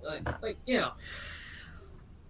So Yeah, the man. thing about the premise of Don't Believe in Delusions is that I was in a very very toxic friendship that is completely one-sided, that has absolute zero empathy on how I feel and how I do over on my end of things. And this is all because of one thing, and I'm going to say it out loud and proud because Alright. this is all because of role playing. Roll. I know I know. It's insane. It's insanity. And It's there's a story insanity. I behind know. it. Yeah, there's a whole story behind it, right? Because I like back then I had a whole role playing arc, right? Yeah. Okay. Okay. Yeah, and I met him, and he was like somewhat cool at first, and then we started going back and forth, instantaneous responses, proper grammar and everything else. It's kind of like we're like hand in hand, all right? All right, at first. I want to put Okay. an at first in At there. first, all right. So, but it wasn't up until like I think 2021 where he started to I think shatter, because I think it's mostly because of the Need for Speed community and all, Ah, or maybe it might be the cause of me introducing him to the world of VTubers, most VTuber. particularly those from Hololive. Hold on. And for me, this feels like opening Pandora's box, because it's kind of like he got hooked onto like this particular VTuber called Hoshimachi Suisei, and he Ah. always fantasized being in scenarios where he was with her. And it Mm. got to the point where we would go back and forth all day, like starting from 4:30 p.m. to as late as 2 a.m. Uh the huh. next day. Doing what? And yeah, I know. From 4:30 p.m. to 2:30 p.m. Not 2:30 a.m. the next day. And what Think are you about guys it for a doing while, for? all right? Oh, what are you guys doing all that time? One word: role playing. Role playing us. Ooh, that's it. Yeah, that's a desk slam. Instantaneous responses, by the way. One-liners, by the way. And yeah, it is Okay. mind-boggling, like how I managed to like survive all of this, like up until this point. So what I did is that like it got to the point where like whenever I'm away, like Uh due huh. to like personal circumstances and such, Uh that he would go full main character syndrome on my ass, to the point where he just like he would like I don't know, he would like block me for no apparent reason. He would kick me out of his server. He would just emotionally manipulate me to the point where like I it's just too much for me to handle. Holy Like fuck. how I managed to go through this for like I don't know, since 2018 to 2024, I think. Yeah, how I managed to went through that for like 6 years at that point was Six kind of years. insane. And what I did Oh. is that like during like 20 during like what 2021 to 2024, I think, no, 2022 to 2024, there has been some songs that were like really old, but I wanted to bring them to light in this album of mine, Mm-hmm. and to portray them in a variety of styles and stuff. So like one of them is like drum and bass, other breakcore, and then the other one being artcore at one point. Uh huh. And then there's even psycore, which is psytrance and hardcore fused Mm-hmm. together. There's jungle, there's lo-fi, there's IDM, breakcore, and noise wall, and there's even lo-fi. Lo-fi.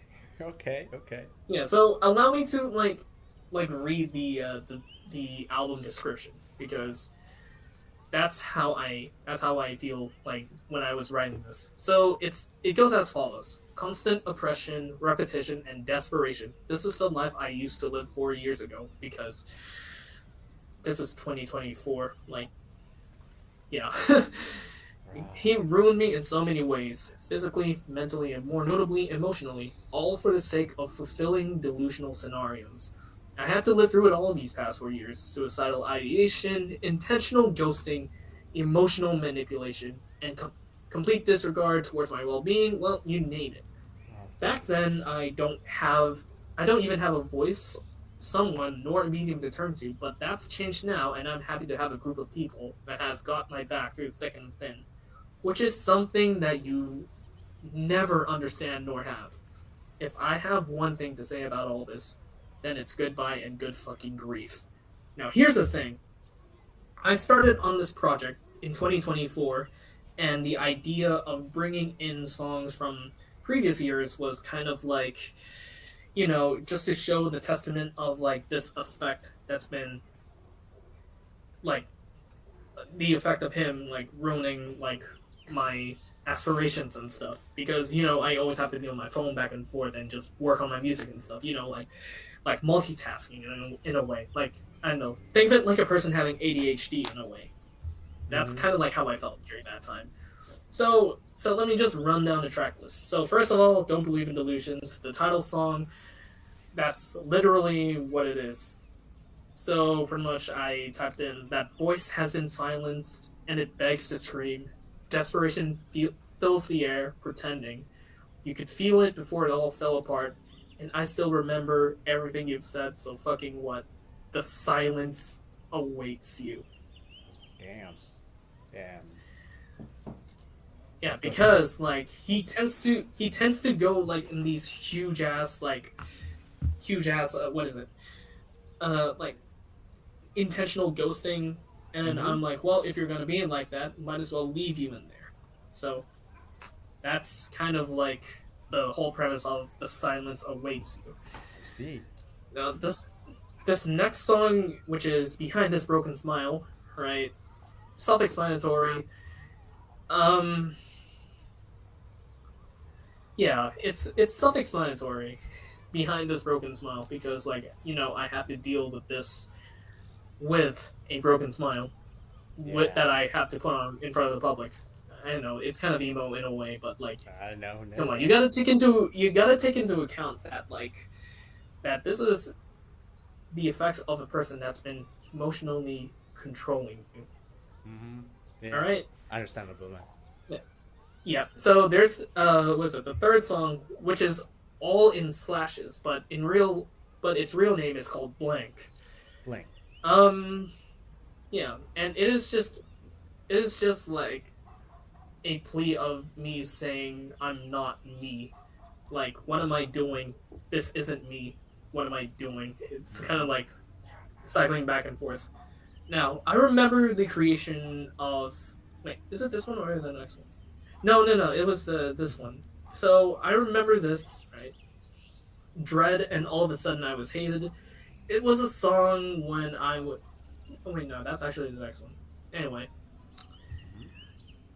yeah, so, like, it represents the time where I've, like, let's say that I've done something, but all of a sudden, like, I was, like, hated for no reason. Like, yeah, like, that was, like, relating to him, alright? Because when stuff doesn't go his way, then all of a sudden, I'm hated.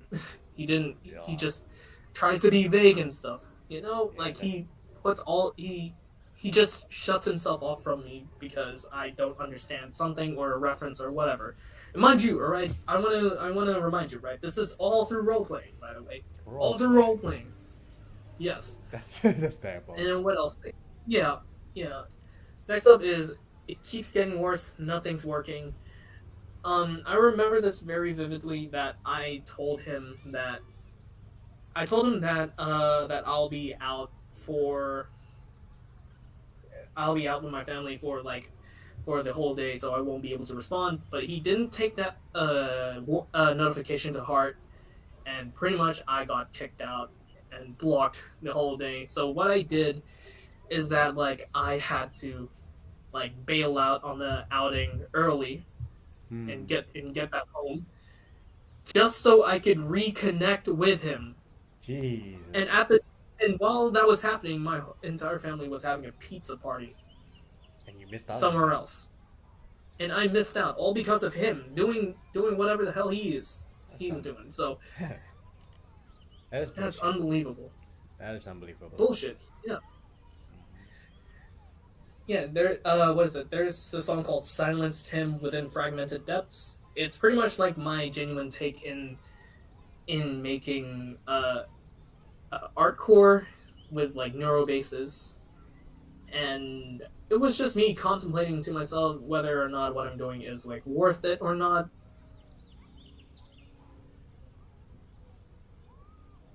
Right, right.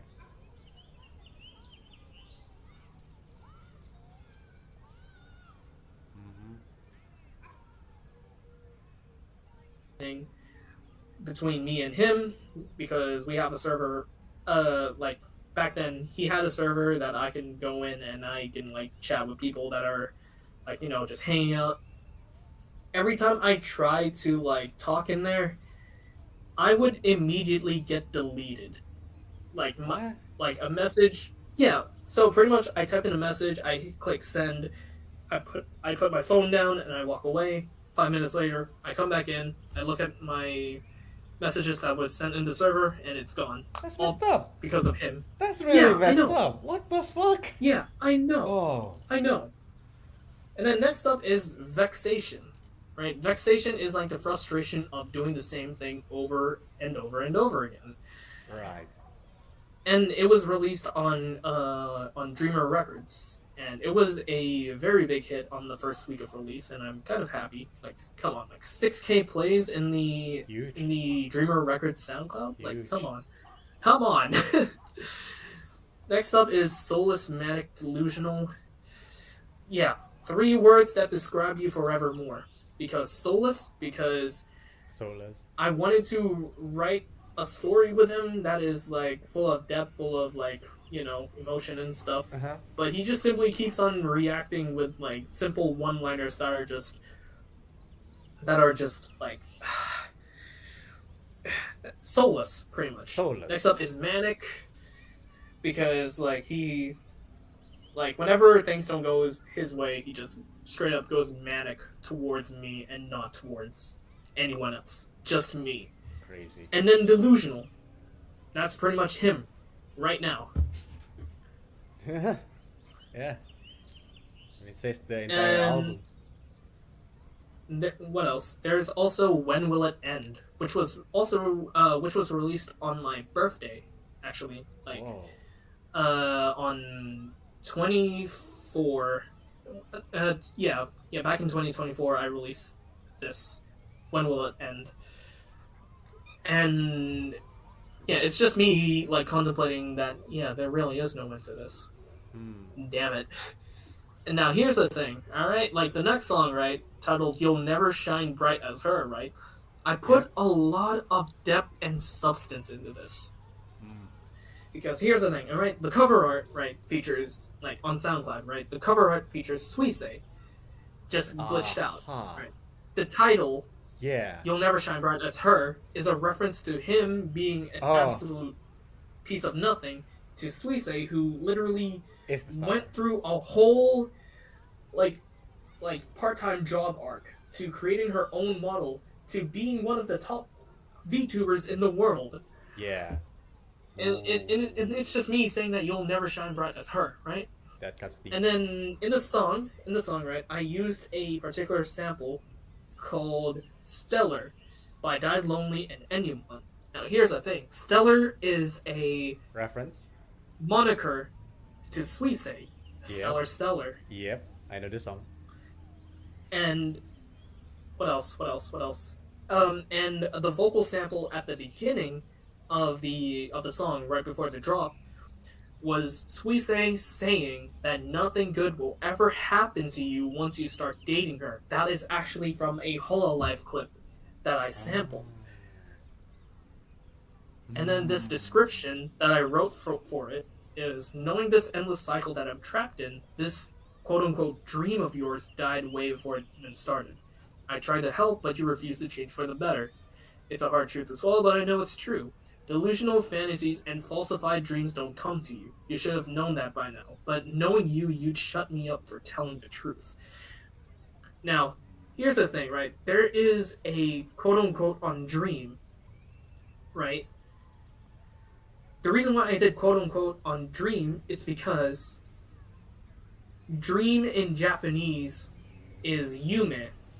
And yume is the name of the person who emotionally manipulated me. Yume. Yes. Damn. Ain't that ironic? Yeah, and and it got really popular in the entire EP, like 6K plays. Like, come on, come on. Even Lucami liked the song as well. Like, come on. Come on. Yes, sir. Like, you know Lucami, right? The person Of who made it, course. like execution program. Yes, Yeah, that sir. person. Damn right. Yeah, love All love right. that song. All Yeah, right. just to light it up a bit. So Yep. there's also the song called "Years Go By." It's just pretty much like realizing the opportunities that I missed. Like, for example, Cosmic Radio 2024. Oh no. I missed out on it because of him. Oh no. No. And No. then there's this next song called Missing Sleep. Remember the time that I said that me and him used to roleplay from 4:30 p.m. to 2 a.m. the next day? That's fucking That is awesome. literally why I wrote this song That's called crazy. Missing Sleep. That's crazy. Yep. And then Fracture's End is the act of me cutting him off. And then the progression from just being like IDM to breakcore to literal noise wall is a progression from me just starting off from just, all right, listen, I th- don't take this to heart. And then it's just me building up my aggression to just let it all out on him. Because on the final part of Fracture's End, the breaks become like more like less recognizable to the point where it's just all glitches and distortions and it's Mm. just a mess of sound. So yeah, that's literally the entire album. And the cherry on top of this is that the thing about it is that during the making of this album, I had Clown, Zane, and Yell to make a whole 1 hour expose documentary on his ass. Damn. I Damn. coordinated all of this, right? I coordinated Hmm. the documentary. I made the album, and the cherry on top of this is the release date of this. The Right. release date of this album is May 29. May May 29. 29 is Yume's birthday. Ooh. Oh, you gotta do it, man. I had to do it. On I the had to do it. birthday strikes it there. Holy shit. When his birthday strikes, he will be I want him to remind him about the damages he has done to me. Like I'm going full mask off on this because like oh, it's Yep. yeah, it's something. Like I wanted to like have a platform to talk about this album because I want people to know like like my upbringings and how I got here and stuff. So if people want to listen to my works, then I'd highly recommend you listen to Don't Believe in Delusions because it's like a whole catalog of works that highlight me as an artist as well as me going through a very dark period of time and then translating it with sound. Yeah. So yeah. And after that, right, after the release of Don't Believe in Delusions, yeah, I've never felt more free. Awesome. That's fucking awesome, dude. Seriously. Like the fact that you Yeah. you managed to get through all of that and you basically put that into sound and then share it to the world. And this is like Yeah. a way of you saying, I made it. I'm free. You know, I'm no longer held back by I made this it, I'm person. free, and I've wanted to become like a music artist just to translate my emotion to sound, but also to give back to the underground community that raised me to be. And despite the whole ordeal that I've been through, like I've grown like a bit wiser in a way, but like Hmm. that's as far as I'm gonna be taking it. So Yeah, yeah, man. I honestly, someone who's listened to your music from time to time, I'm just like, man, to see you still making bangers after bangers, even after all the pain that you've gone through, man. I'm just saying, yeah, huge respect to your work. Absolutely, it's yeah, all you, man. It's all you. You, you are what you are right now through all of your yeah. efforts. So I like. Oh man, Yeah, man. it's kind of like it's like realizing that I don't know. It's hard to put it into words even. Like it's just oof. Yeah. Yeah, yeah, man. You should be proud of yourself. You're here, Very. and you're like the best version of yourself. You're just gonna keep getting better and better, man. Nobody's gonna stop Yes. you. And hey, and I see this as the culmination of what you made, which is the latest thing that you're coming up with, V Night. Let's talk about that. It's actually pronounced unite, but like the Yeah, V is like stylized to be like a stylized. U, but like yeah, Yes, sir. yeah, So yeah. yeah, So yeah, yeah. let's lighten up the mood a bit because Mm-hmm. like I wanted to let that one out for like a very long time. Absolutely, dude. So yeah, So yeah, now let's talk about the huge positive here. The probably I can maybe say this is like your biggest project yet. Tell us about the yes. vision of behind founding the Unite community. What does Unite So or V-Night really means to you? so pretty much like it started off as like like a collab EP, Mm-hmm. but due to like everyone having like different schedules and like like me being like busy or dealing with burnout or whatever, Mm-hmm. I pretty much scrapped the first like the first version of Unite, and then I kind of left it dormant for like I think 2 years up until like very recently, Mm-hmm. around this year. I think at the start of the month I wanted to like, you know what? It's either one day or day one. So pretty much I went Yes, all sir. in and just went with preparing the Unite community and stuff. Because like you see, I've met a lot of very talented people. Like whether if you're an artist, whether if you're a musician, hell, Yes. if you're even a content creator, like I don't even care at this point. Like Yes. as long as you're creating something, I am like in awe with what you guys do Yes, sir. and it like each time like I scroll on Twitter, right? There are times Ah. where I do scroll on Twitter, right? I just dodge and weave all through Mm-hmm. the controversial and shady tweets. Yeah, we're not gonna go into that, but Yeah. I would see some art from people that are like part of like collectives or labels or groups or Mm-hmm. whatever, and I'm like, damn, I wanted to like make something like this, and Something like this, yeah. yeah, and I was like inspired like at the time like on the very first iteration, like I Mm-hmm. was inspired by the synthetic collective, like Synthetic. how they structure their things, their Mm-hmm. compilation albums, their submissions and whatnot.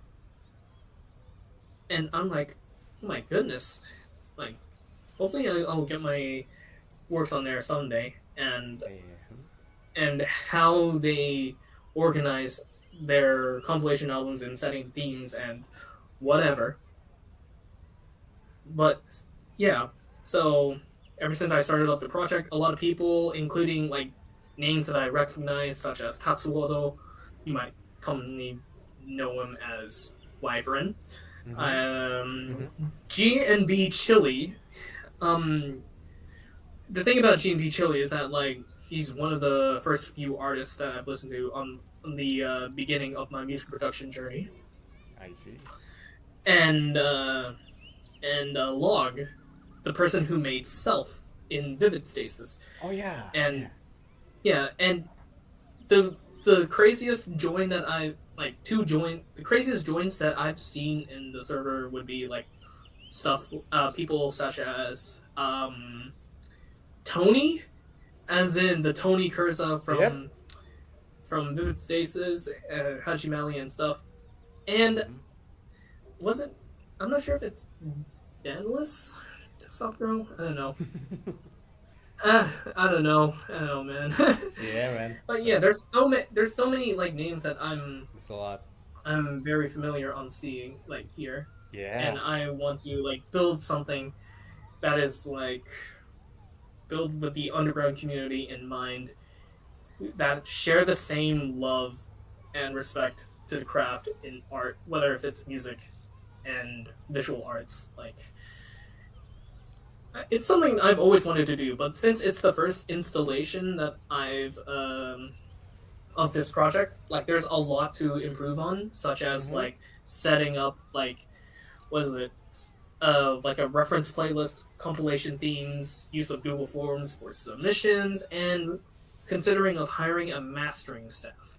You know, Yeah. stuff kind of like that are crucial for stuff that is like crucial for the collective. You know, that kind of stuff. Yeah, Like so- as of right now, like the massive step that I've had is inviting over Shini Boros, or just Shini, Yeah. for quality assurance, Very nice. just so that we can like see whether or not if like the work is in passable quality or not. But as of right now, we have no community moderator. So if anyone out there wants to apply for a position, then Anyone? go to the join the Unite server. Just find the Down in the the description mod- below. find the community moderator application form on the server announcements, and then I'll consider your.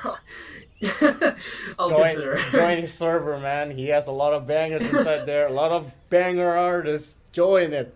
a lot of banger community. artists, a lot of people and stuff. Yeah. Yeah, man. Hell yeah, dude. Yeah. And what do viewers get to expect of the first album, Initialize, right? If I recall correctly. Initiate. So Initiate. pretty much it's like we're doing the first compilation purely based off from vibes. Vibe. So like make whatever, just make sure you follow the guidelines. Don't make it funk, alright? Because I genuinely cannot stand it, alright? No I funk. genuinely, like, dude, like, you don't understand how much funk that I've heard in, like, shorts and stuff. It drives me mad. It's just literally a cowbell with OTT, and you slap it on a piano roll, and then you arrange a melody out of it, and call it a day. What do you mean? Oh He's crashing out over pong. like, not only that, like, baile funk as well. Like, I don't want to hear some of that. Like, come on! Like, what the fuck? That's so unoriginal. That's so unoriginal. Oh my god, dude. I am standing up. Oh my god, I am crashing. I love, Dude, like, Jesus. but yeah, no funk, please. No fong, I- and apparently no lo-fi or ambient on your submission rules as well.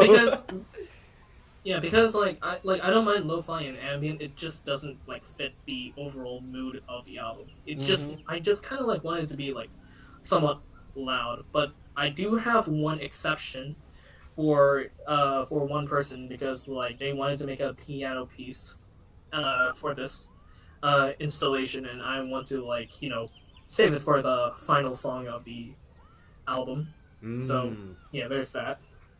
And as for the release, I'm making it a free release just so I can just see how it will all work here. Like if you want to monetize it in your own SoundCloud or upload it into your platforms once the deadline comes over and we give you the green light, then yeah, you can all do that.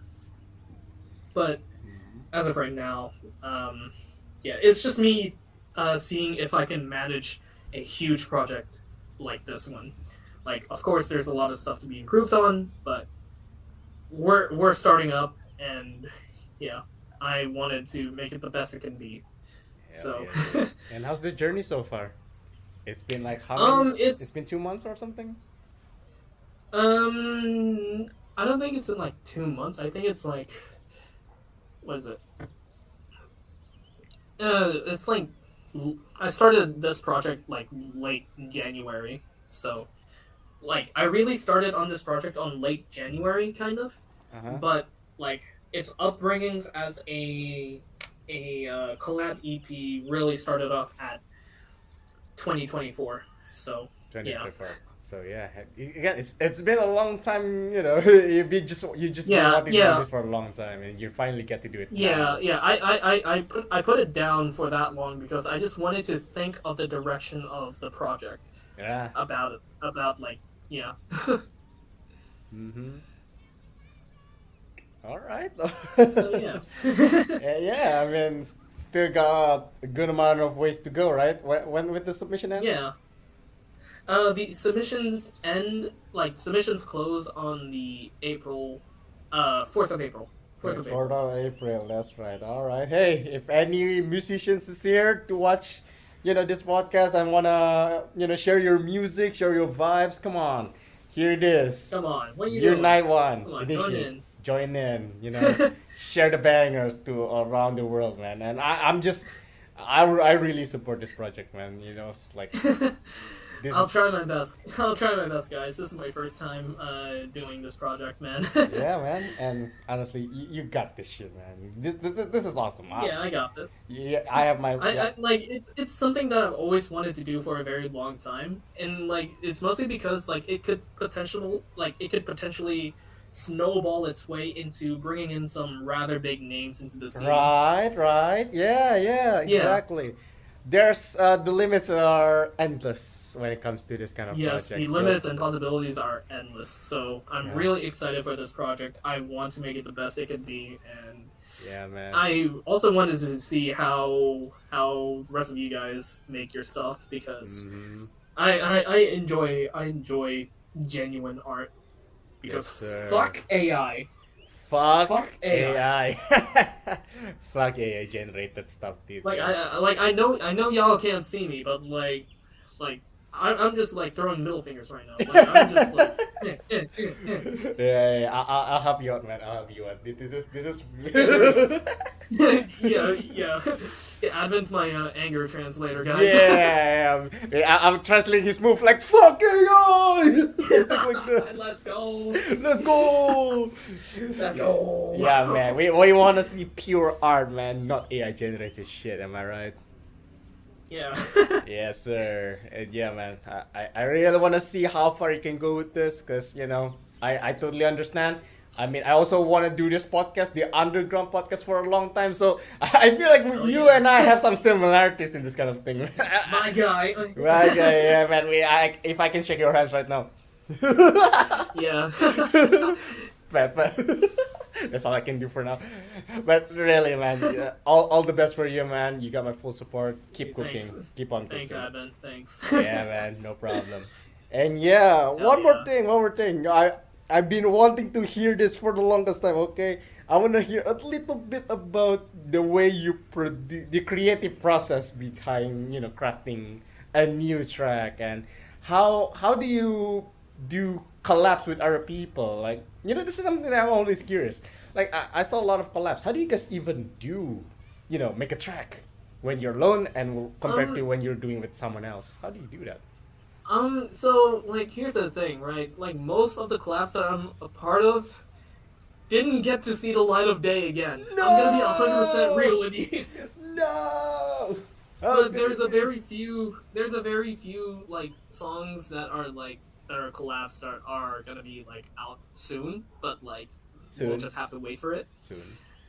Yeah, like there's a 3-person collaboration song that I'm involved in, but like I can't spill all the details just yet. Understandable. But other than that, right, most of the collabs that I'm a part of, yeah, they didn't quite get to see the light of day. Hopefully, like I get to like yeah, to like work on something and then actually complete it. But other than that, as of right now, no go. There's nothing in the collabs department. But I've wanted to Not. work on some stuff. Like the reason why I can't like work on collabs because it's mostly because of me having burnout Ah. and a very very busy schedule. Because most of the Understandable. time, as of right now, I'm like at work. So Fair enough, man. yeah, there's that. We're both But working when it people. comes to writing songs, Mm-hmm. um, I don't know, to be honest. It comes down to like where I came from, like where I started off from. I started making music with samples, like almost exclusively samples with the occasional like pattern arrangement stuff, Aye. like the piano roll. Because the thing about it is because like when I started off, right, my computer cannot run VSTs such as like Serum or anything like that. Yep. But I'm trying my best to like implement like in like certain plugins like synthesizers and stuff into my works and try to make something new, as well as like but most of the time, right, I would like start off with like either like with a pad or a melodic, and I could just like work, I think, 8 to 16 bars of a song and just try to like expand on those 8 to 16 bars into a whole song. Like just make a certain part of the song and then just work your way around like those fundamentals. So like let's say for example that you have like a good like what is it?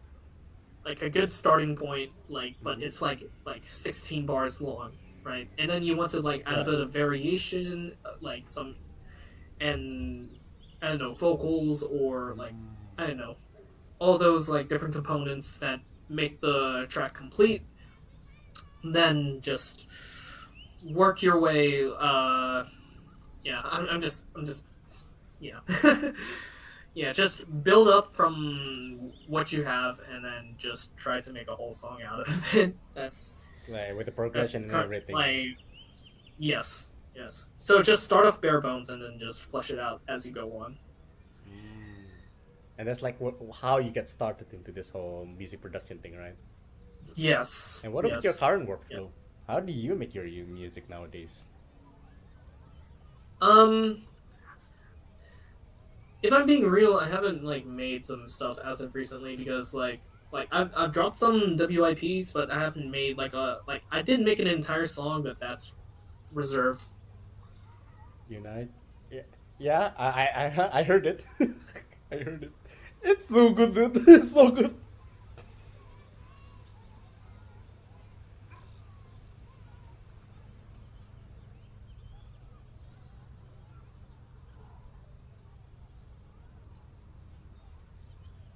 I am trying my best to like implement and change things up a bit here. Right, because yeah, because I guess there's like a lot of things that you want to do. You want to experiment. You want to do more. Yeah. And the thing about it is because like I have like very very limited amount of like gear and stuff. Mostly because like I'm very very like like very careful with my money sometimes, because like the sometimes mostly because I use that money for my and food. Yeah, my I love it. I love it. It's like what was the priority? My first and then food. Yes, sir. Okay, I got you, man. No, dead ass. Because like I literally have like a Korean fried chicken place 400 meters from my place. 400. Like, come on. Yeah. Okay. Yeah, you got your priorities straight, man. You got it straight for sure. Absolutely. Okay. Yes, but like mostly like I haven't got the time to like work on music because of like a very very like tight schedule at work and soon to be uni. So yeah. That's very enough. And my can't forget that daily my yeah. Yeah. Yes. I mean like there's like some like it's not daily, but like it's like certain days where I'm just free. Yeah, nice. Mostly on weekends, but like nice. Yeah, man. It's nice, yeah. After a long day of work, you just play my. It's like no. Here's the thing, all right. Like I don't have time to play my even after work because like my shift ends at around like 6 o'clock in the evening usually, and like my legs are so tired for like walking around the place for 8 hours straight. So yeah, I wouldn't play mime after those, man. You know how mime is just like very tiring as well. Yeah, you just You just usually like stand up and stuff. So Exactly. I mean, you're already standing up. You can stand up again for more yeah, than 8 hours. It's yeah. I crazy. just came back home from a my session. All right, like hours before this. So Hours before this, and see what I mean? It's amazing. yeah, my arms are dead right now. Like, how the hell am I even on here in the first place? Yeah, you're here. Yeah. Insane. But yeah, man. All right. So yeah, a lot of things that you're doing. Okay, I actually curious about a little bit before we get to the questions from the viewers. How do you make your sound design? So like, I love your sound design. Man. It's clean. How do you come up with that? Um. Okay, so it's mostly because of the blue glitch. Mm-hmm. It's a glitchy sequencer VST that you have like a bunch of effects like on the like you have a bunch of effects on the side, and you get to arrange your glitches onto like this the sequencer to however you want. Yep. And that's literally how I made the melodic component of nullbreak. Because fun fact, Advent, Mm-hmm. the main melodic for nullbreak is actually drums. Drums. Believe it or not, They're drums. you know that glitchy like sound that you hear on the first drop of nullbreak. Yeah. I remember. Those are from drums. Those are Doors. from drums. Doors are drums. Doors are not mellow. Wow. Okay. Okay. Yeah. I transformed a heavily distorted and bit crushed drum break into its own melodic component. Well, that's That's impressive. literally what I did for null break. That's actually cool. So yeah, your melody comes from the drums itself that you tune into.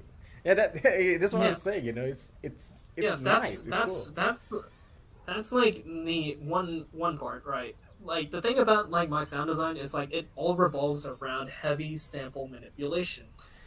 Just Mm. like the instance on this one Future Garage song called "Listen to Me," I transformed a standalone pad into its own melodic component thanks Yeah. to a preset in Rift where it had a pre-built transgate on it, and pretty much it made its own melody from the pad along with its accompanying effects, and I let it run as this like that. Wow. So, it revolves around like heavy sample manipulation is what I'm really good at. And Uh-huh. it's something that it translates well from like manipulating drums from breakcore to like other genres that don't usually require glitches, but like I want to like utilize, Wow, you samples. know, my own creative flair, that is Mm. the D Blue glitch plugin because it's my beloved Nice. and I love it so much to Oh death. yeah, dude. It's like your signature, and you get to manipulate it Yes. a lot. Oh man, Yes. I love it. I love it. Yes. So like I could like potentially like reverse a sample and run it through D Blue glitch and then just arrange a glitch sequence and then boom, a whole new sample that I could potentially make into a melodic. Hell, I could even like sample this podcast episode and reverse the audio, chop it up and switch it around in some places, run it through D Blue glitch and then just boom, free glitchy vocal sample or something. Is I that don't a, know. I mean, if you're free to do that, you want to try it, man. That's why I love it, man. I will do it. I will do. Oh, you heard the man. You heard the man. I will do it. I will post it on Twitter. Hell yeah, Maybe dude. not. I don't know. Yeah, I don't yeah. know. I'm not that active on Twitter these days. Fair Like, I mean, enough. I am, but like, I just try Yeah, to avoid it as much as I can. So, understandable. Same, yeah, same. there's that. Yeah, man. Oh man, I love it. Like heavy sample manipulation. That reminds me of like an artist that does that all the time. Like this kind of guy who Nitro, Nitro Nitro. from Yes, Loiro. yes, sir. Like Exactly.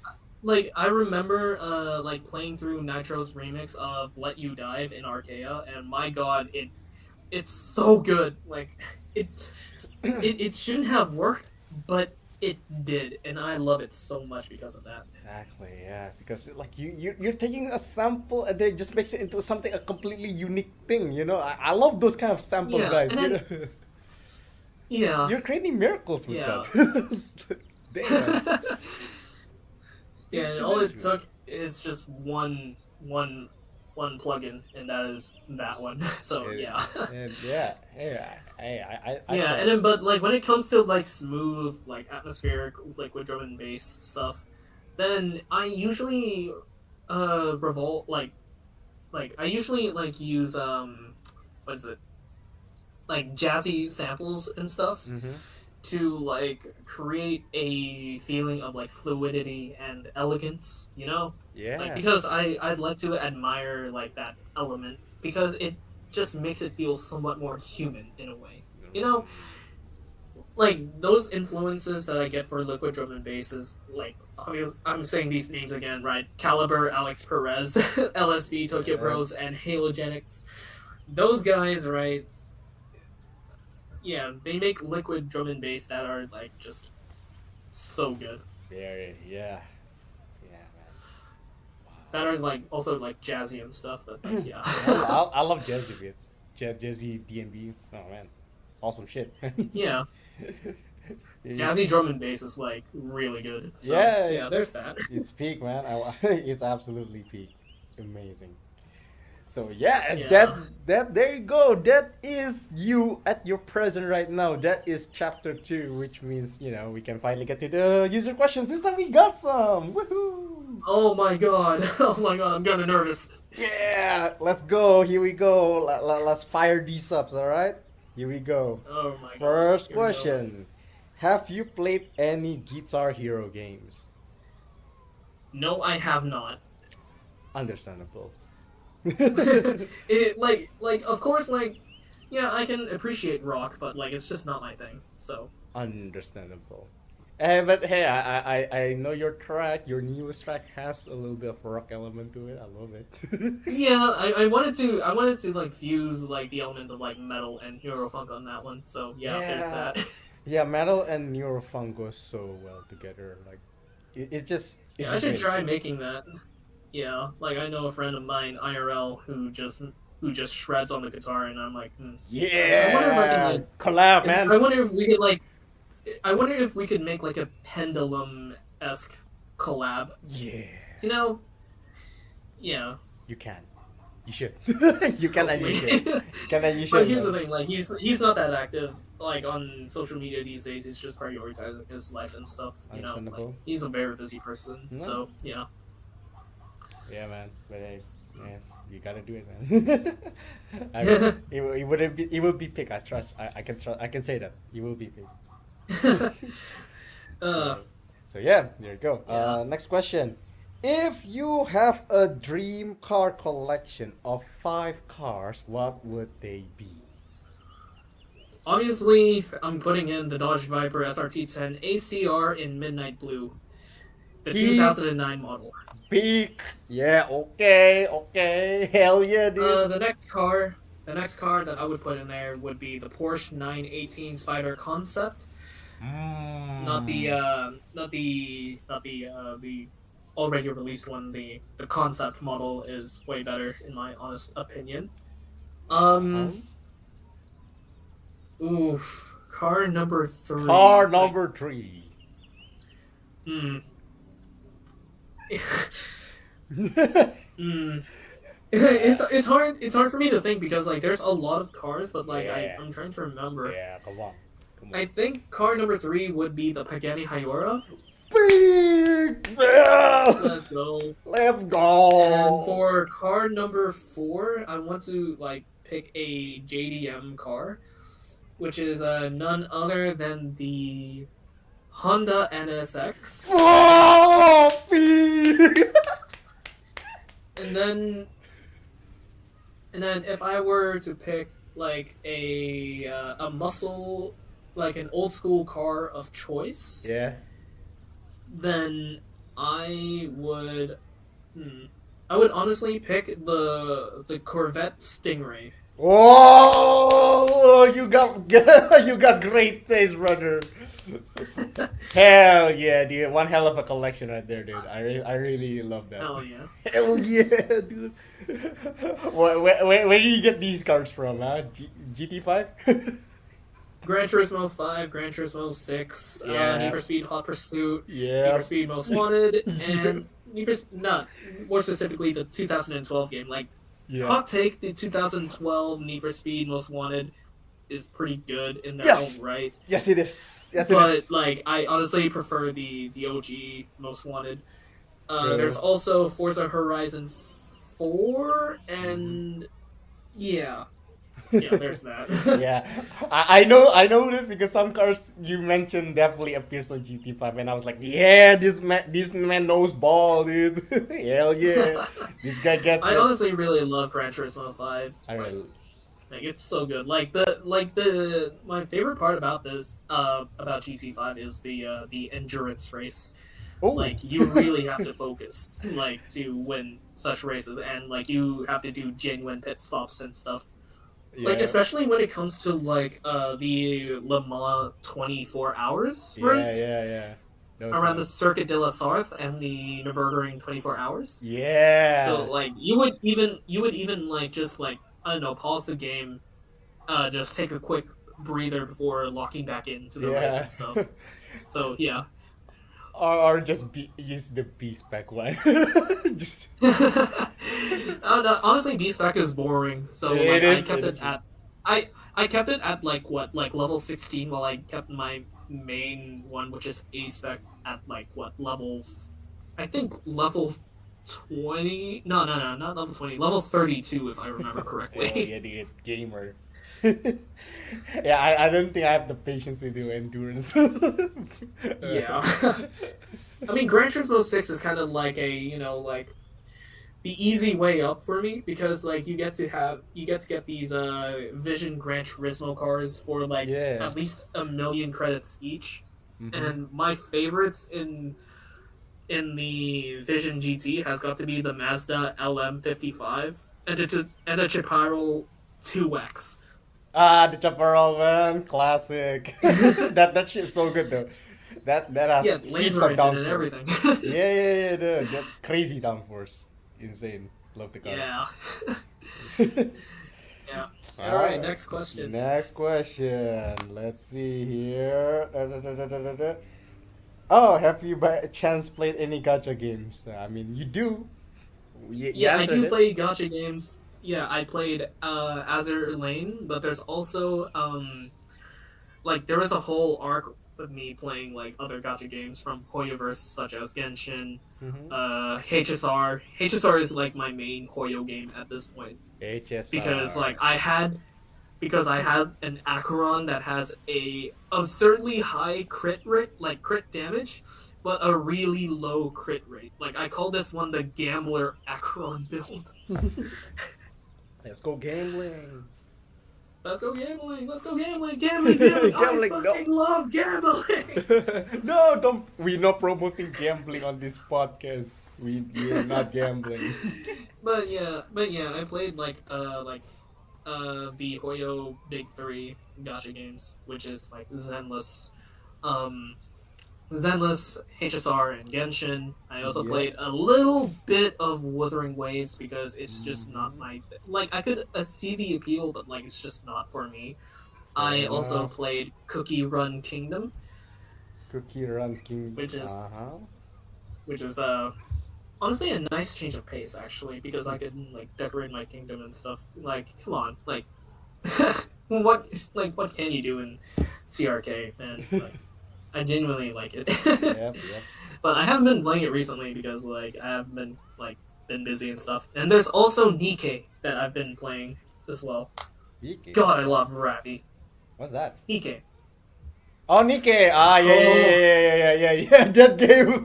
Yeah. Okay. God, I love Rappy. I love Rappy. I So see. yeah.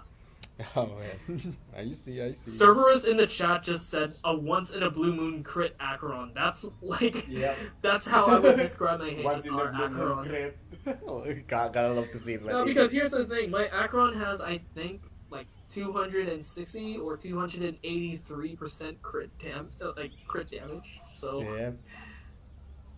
yeah. Yeah, it's literally gambling. I thought most people would just push on crit all the time. But I guess there are people like you. Alright. Yeah. I see the appeal, man. I see what you're trying to do. Yeah. And yeah, that's the end of the questions. Now we can finally get to the real stuff, all right? We talk about the past, we talk about the present. Now it's time to talk about the future. And as Oh we my know, we have goodness. a bright future in front of us. We have big dreams. And with that comes big challenges. Let's reflect on our Yeah, journey of course. and what we gotta do to move forward to realize our personal legends. So, the first question is, let's talk about ambitions and struggles. This is where it gets fun. What is your motivation to keep pushing boundaries in the world of music and with the Unit Collective? What's your Okay, motivation? so when it comes to like music and like this is all gonna be in towards music in general. Mm-hmm. Like ah shit, I forgot the question again. Fuck. Show me your I'm already going. motivation. What's your My motive motivation? my motivation ooh it's it's hard to say my motivation because like my motivation is just listening to like a bunch of like artists I look up to and uh and just like taking note on like what they do in their production and stuff and hopefully like to like study and like study just by like listening very critically on how they do certain stuff because Mm-hmm. like when you're a musician, right, your whole perspective on like how you see music completely changes. So like you start paying attention on the structure, you start paying attention on each individual element such as the drums, like how they layer it with other components. Like I remember listening to this one song called I think Fireback by Gauge System, Mm-hmm. where they where they have this they have this accent what is it texture, like menacing texture Right. on top of the drop and along with the bass, drums, and everything else. And I Mm-hmm. also take note on, like the length of the song as well. Like where would each part go? Where would you do like a switch up or anything of the sort? But Mm-hmm. yeah, all of that comes through whenever I'm like listening to music while I'm outside of the house. Because if I were to listen to music inside my house, then I'm just like I don't know, either like playing games on the side or just you know just doing whatever. Honestly, Yeah. Mm-hmm. I would even like write lore for like songs, like you know, like fan made stories, Mm-hmm. like just like Archaea and stuff. Like I would like pick up a collection of songs and just like write Combine it. lore with it. And then you just Yeah, like or just interconnect it and stuff like that. yeah, interconnect like the song with the lore and like you know fan made packs and stuff. But we're Uh-huh. straying away from the path here. But Yeah. yeah, most of my motivation comes from me listening to music while I'm outside of the house. Yeah. As simple as And then that. like when I come back home, when I come back home, sit in front of my computer and just start working on stuff, and I actually log in, I tend to like cross reference on songs that I've listened to and just pay close attention on how they structure it and how they Mm. execute certain ideas and stuff. Mm. Lovely. Such as the likes of like you know how in Hardcore Tanashi, right? How Mm-hmm. Topazolite Yep. explains to you how he arranges his vocal samples to create his catchy quote unquote lyrics, right? Mm-hmm. Yeah. Yeah, it's kind of like that in a way. So yeah, there's that. Very interesting. I see. I see. Yes. Pretty simple stuff, man. Just listen to music, Yeah, yeah, listen to it's inspirations. yeah, yeah, yeah. It's yeah. People think that it's just like oh, you just like I don't know, just sprawl like do whatever the hell you want in like FL, just like try to come up with like mind bending sound design, but Mm-hmm. not for me necessarily because like hey, everyone has their own way of like you know making like music and stuff. So this is Right. kind of like my way. I try to translate what I listen to on paper, and yeah, Right. Yeah. And all right. I see how it is. Yeah. I think that's a good way, man. Just yeah. You get inspiration on the fly and just make it work, and you did make it work. yeah, That's it, man. Nice. yeah. And another thing to note is like if it sounds good, it sounds good. All right, just That's worry about like everything that's else later. Just focus on the creation project. Like focus on the creation process, and you'll be all good. That's pretty facts. much it. Facts, man. Facts. So yeah, all right. Next question. What's the biggest challenges that you have faced so far in your musical career, and how do you overcome it? Because to get to your point right Yeah. now, there's a lot of things you have to go through. Like, what's that biggest So challenge? think so. My biggest challenge is, oh, like here's the thing. The biggest challenge is just managing my headspace. All right, because Oh, sometimes right when you sometimes scroll on like doom scroll on I'm. Twitter or Mm-hmm. Instagram or whatever platform you use, I don't really care. Yeah. Sometimes like it starts to like get into you, like what you Ah. see and stuff. It's a huge mental battle up in your head, just to like up in my head at least, For just to real. like try to get an idea down.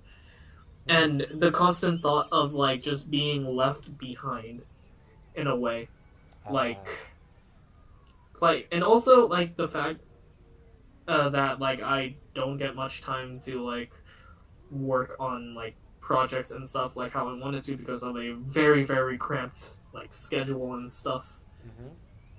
And like yeah, like I barely have time to like make music nowadays because Mm. like I only have time for sketches and stuff, but not complete songs because like for complete songs, right, it was all a complete fluke because it's like yeah.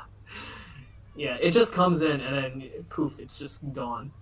Yeah. And another thing to note is that like I had this very bad habit of feeling somewhat envious of people like getting into other opportunities that I kind of like wish like to be in, but like yeah, it's Mm-hmm. kind of like a bad outlook on my end because like it's just gonna like ruin my chances as well of getting in if I were to like cry about it here right there and now. So I Mm-hmm. try to like I don't know, I try to like I don't know, sleep it off or something or just do something at least or just go outside. Yeah. I think that's So really good, yeah. man. Sometimes you just have to take your mind off from the internet. Just Yeah. go to the outside world, touch grass, and maybe you'll find better Yeah. inspirations. Your mind will be cleared up. Yeah. Yeah. Yeah. Sometimes you just gotta clear your mind just by going outside and stuff. And the thing about it, and the last thing I want to note is that like whenever you just like my biggest personal struggle is that like whenever I like like think like it kind of like relates to like doom scrolling in a way, but like when you just lay there and think, man, what am I doing? Like is it really worth it or stuff? Like what I'm doing now is worth it? Like is it is it all worth it?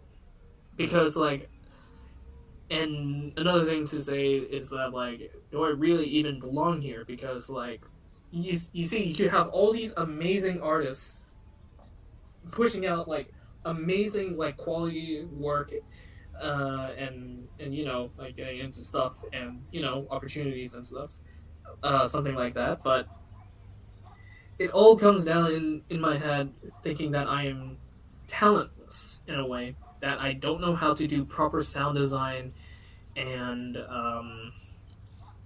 and me just being here. Huh. Yeah, it's just like a sense of like I don't know, comparison. It's really bad, but like Uh, I try my best to like get my mind off it because it's not that great, honestly. yeah.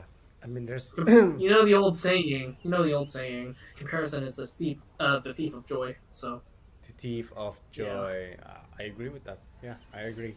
I mean, yeah, I get that comparing people, there's like a pros and cons. I mean, if you don't have any comparison, and it's just you, sometimes you don't feel like you need to push yourself and create wonderful Mm, things. But at the same time, sometimes you cannot compare people that are far different from you with different circumstances, because Yeah. they're just completely different. You cannot be them. You gotta be you. Yeah.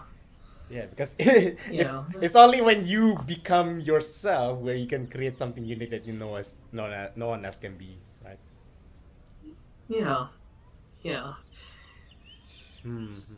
So, yeah, man. I mean, I think that's something that anyone experiences as well, even me. Sometimes I see like, yeah, I do see myself comparing myself to others as well, like especially someone that have the Yeah. similar place.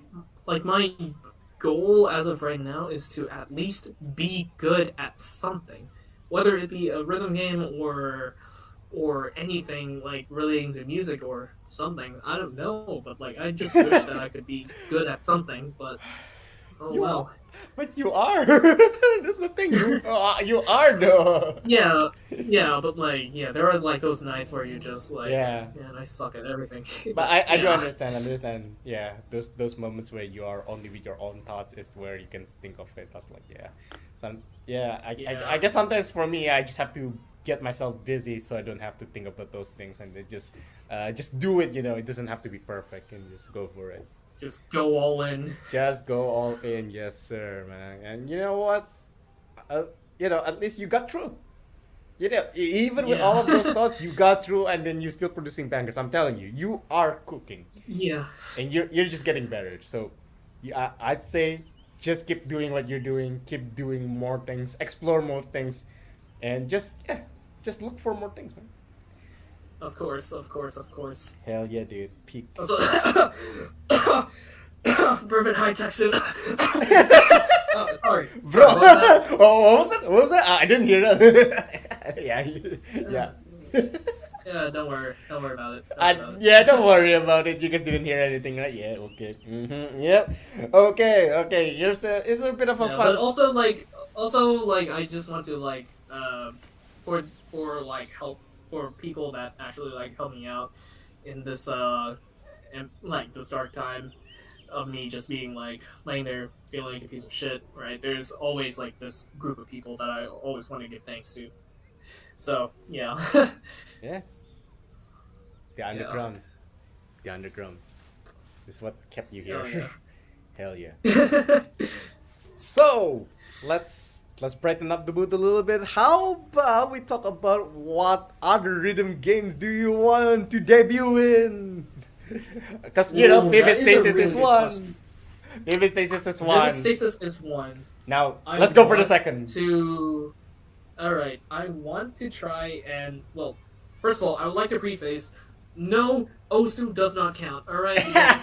Yeah, because it's a community based rhythm game, okay? So Yeah, it doesn't. it does not count. Fair. It has to be official. So Fair. I just want to put that out there. Fair enough. Okay, so one other rhythm game that I want to be in that is roughly around the same level as Vivid Stasis, it's gotta be Neodiotrix? What? Like, Oh, you know Neodiotrix. Log's game, right?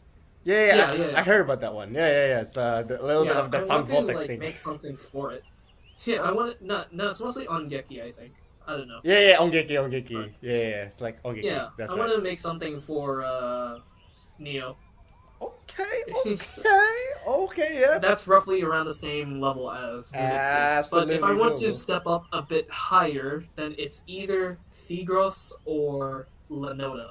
Oh hell yeah! Okay, big dreams, man. Let's go. Yeah, you get your Like, I side. want to like serve these as like stepping stones to a bigger dream. You know? All right. I see what you're doing. All right. Yeah. All right. Yeah, you heard the man. Let's support this man so he got into the raider games, man. We gotta get you in. Like the problem is that like I don't know how to like contact like certain companies to actually consider my works to be in there. So that's the downside Yeah. of trying to like get into a rhythm game. Just finding the proper contact to do so. Yeah. Like I did got one, but like I'm not sure if they use that contact anymore. But like, Interesting. uh, Yeah, I think you just have to find. yeah. But like my highest, Mhm. like my top goal, my highest goal would be either being featured on Archaea or a Chuni Geki Mai song, like Yeah. Chuni Geki Mai. Imagine you get into So Maima, you can play your own song in Maima. Imagine that. that it'll be like an insane fever dream. Yeah. Like oh my goodness. Like the thing about it is that I was like inspired to like do this because I remember Frums making it onto My, despite them being a American artist, but they Uh-huh. speak fluent Japanese. Mhm. But there's also Zuna, who is an Indonesian artist that made it onto DDR, and Chunitham. Yep. So hey, it's doable, man. You can do it. It's like it's the best that I could do. You got But if I'm but like a little bit of a side tangent, like if I were to like make a song for either Diverse System or Megarex even, I'm not sure if yeah. that's even possible, like considering my state right now. Yeah, like that's kind of like my highest goals that Yeah. I've set at the moment. Bucket But list. as of right now, like I want to make a song for Neo Tricks. How do you even pronounce this name, bro? Yeah, I don't know, man. Don't ask me, man. I know it as the Ongeki game. Yeah, the pink Ongeki game. Yeah. That one. Neo Ditronix. Neo Neo Ditronix. Ditronix. There you go. Okay. Yeah, man. Yeah, but like, All so right. yeah, so think of it kind of like a like stairs, like step 1, step 2, step 3, and so on and so forth. So yeah. Yes, sir. And yeah, you got your next step. You just gotta do it, man. You gotta do it. Here we go. I just gotta go all in. Yeah. I gotta believe in myself. Yes, sir. You got to another rhythm game. I'll play. I wanna see my goat, man. You gotta get in there so I can play your song. Also, I learned that. Also, like a long while ago, right? I learned that like nullbreak got into Cytoid for some Nice. apparent reason. Nice. Like apparently, like the chart is just absolutely brutal. Yeah. Like from what I've seen on the gameplay, but like yeah. Yeah, dude. Peak. So, alright. There you go. There you have it. Nice. So, yeah, that's your ambition right there. Let's talk about advices and the future. Here we go. Advice. Oh, Alright. So, yeah. What advice would you give to aspiring music producers who are just starting okay. out? So when you're starting out, right? Make use with what you have. Like I like it's pretty much like a straightforward piece of advice. Like I remember like typing out a what is it, like those 3 quotes that I hold near and dear to my heart. Let me see if I can find it. Oh yeah, perfect. So- That's also part of my question, Yeah. by the way. I am gonna ask you that. Yeah. So you know what? Might as well go ahead, go for it. Yeah, so pretty much, right, start where you are, use what you have, and do what you can, right? Mm. So pretty much, right, when I started off, right, I was dealing with a very, very shitty laptop, all right, that could barely run any VSTs.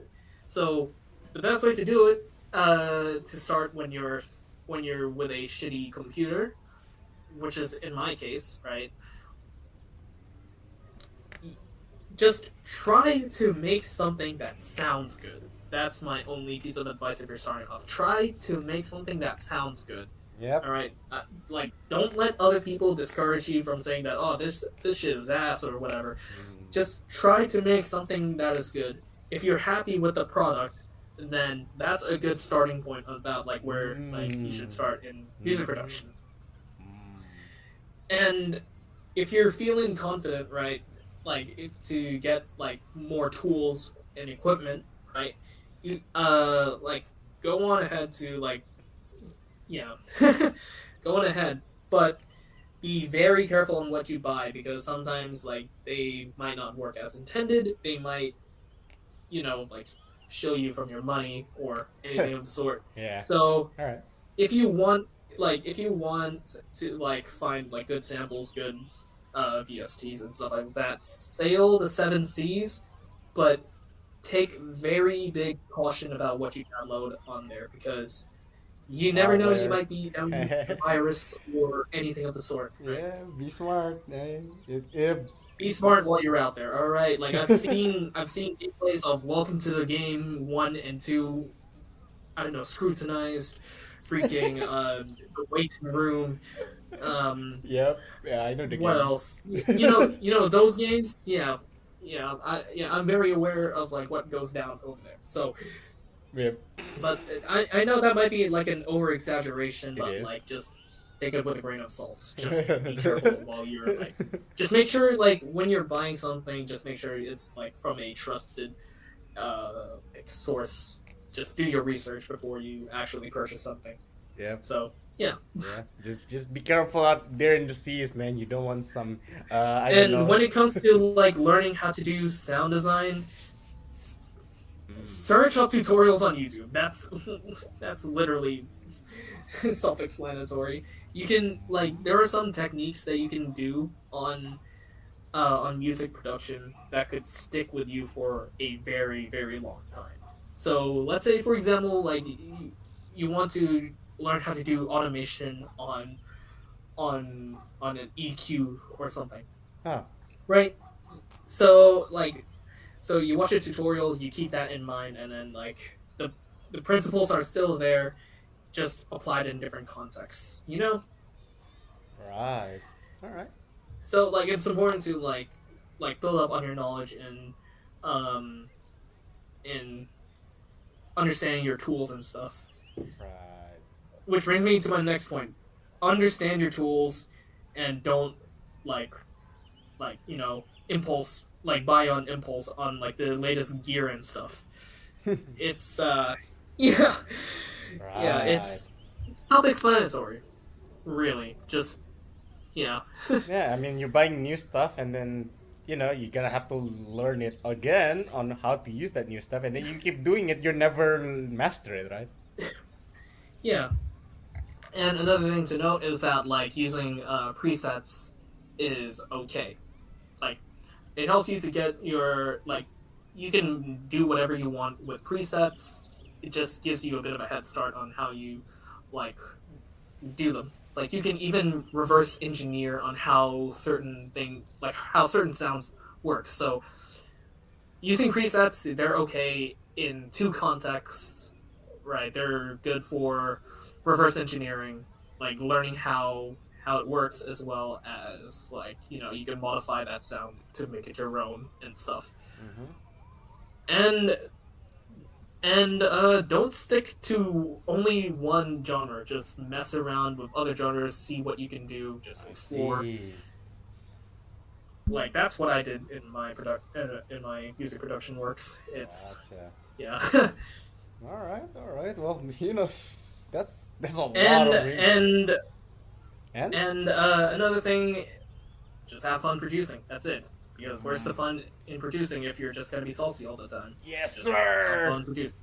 I think that's like the most important key. You can learn whatever you want, but you have to have fun at the end of the day, because if it's not fun, what the hell is the point?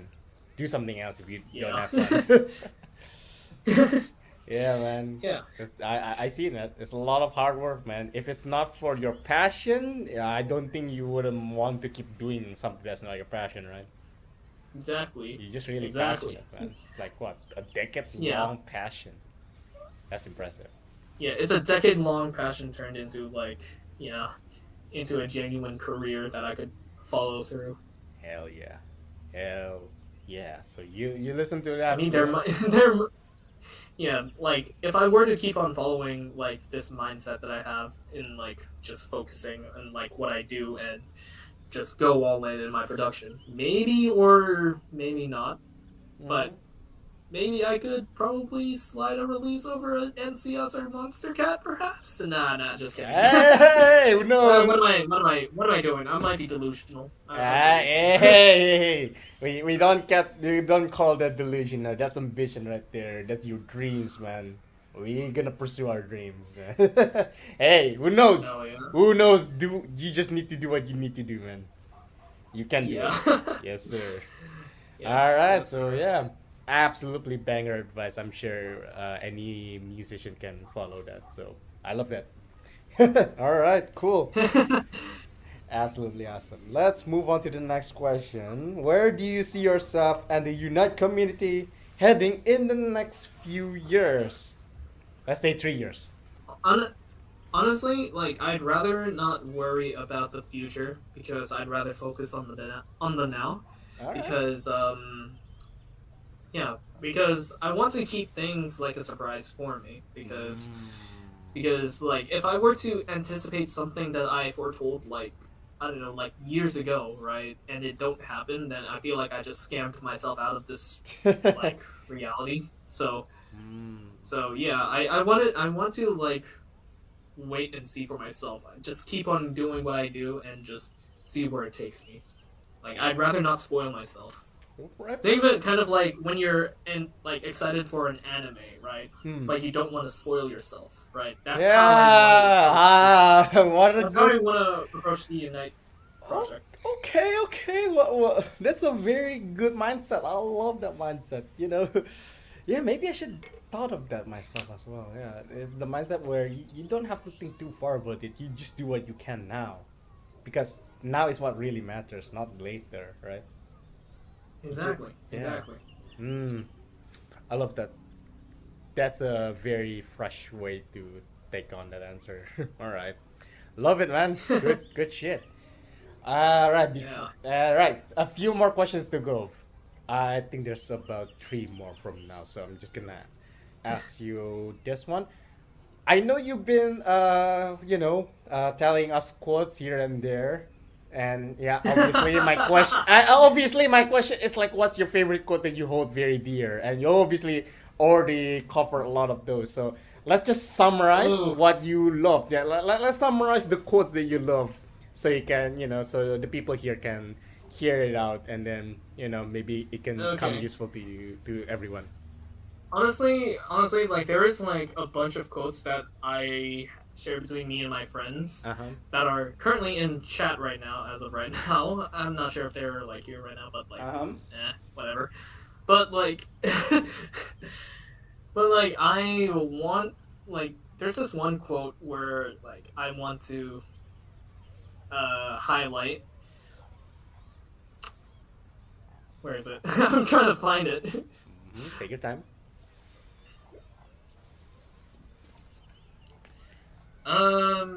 Hmm.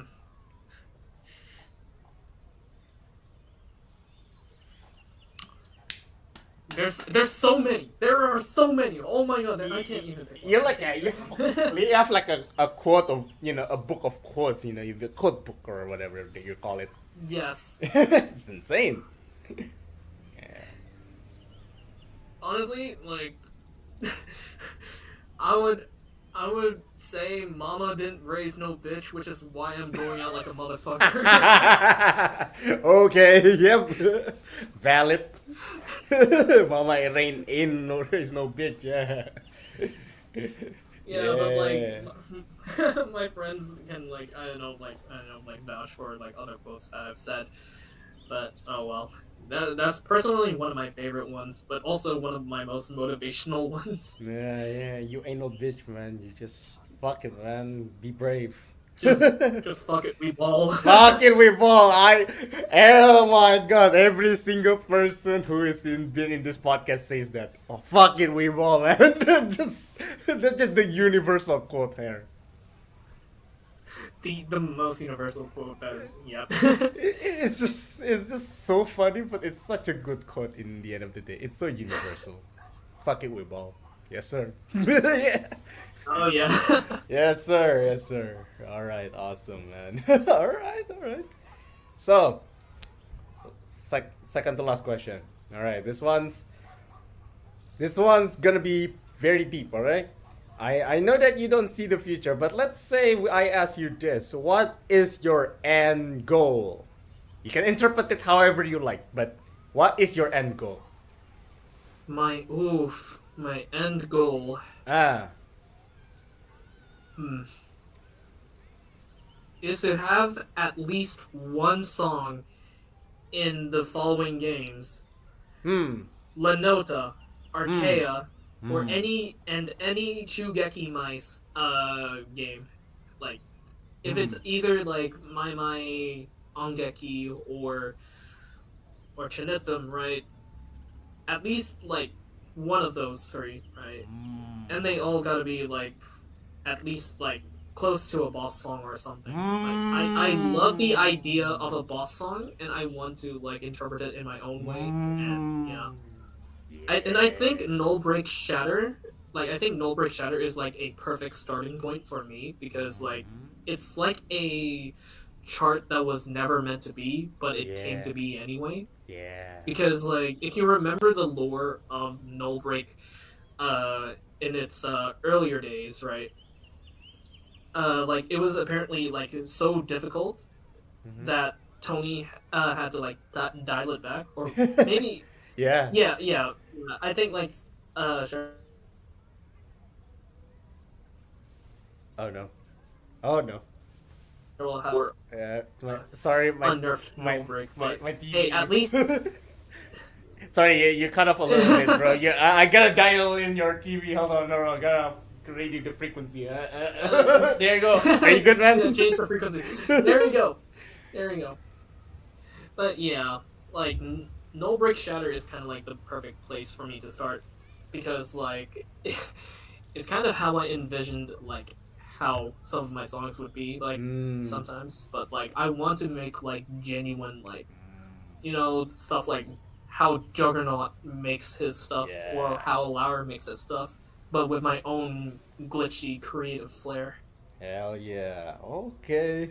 So the end goal is a Oh boss wait, hang on! song. I forgot. I forgot. There's this one other artist I look up to. Go God ahead. damn it! It's been so long. Hey. Katagiri. Yeah! Katagiri. Katagiri! Let's fucking Oh go. my god! Yes. I can't believe it took me that long to realize this. Right at the very Oh my end. Thank god! God you didn't forget. Right at the very end.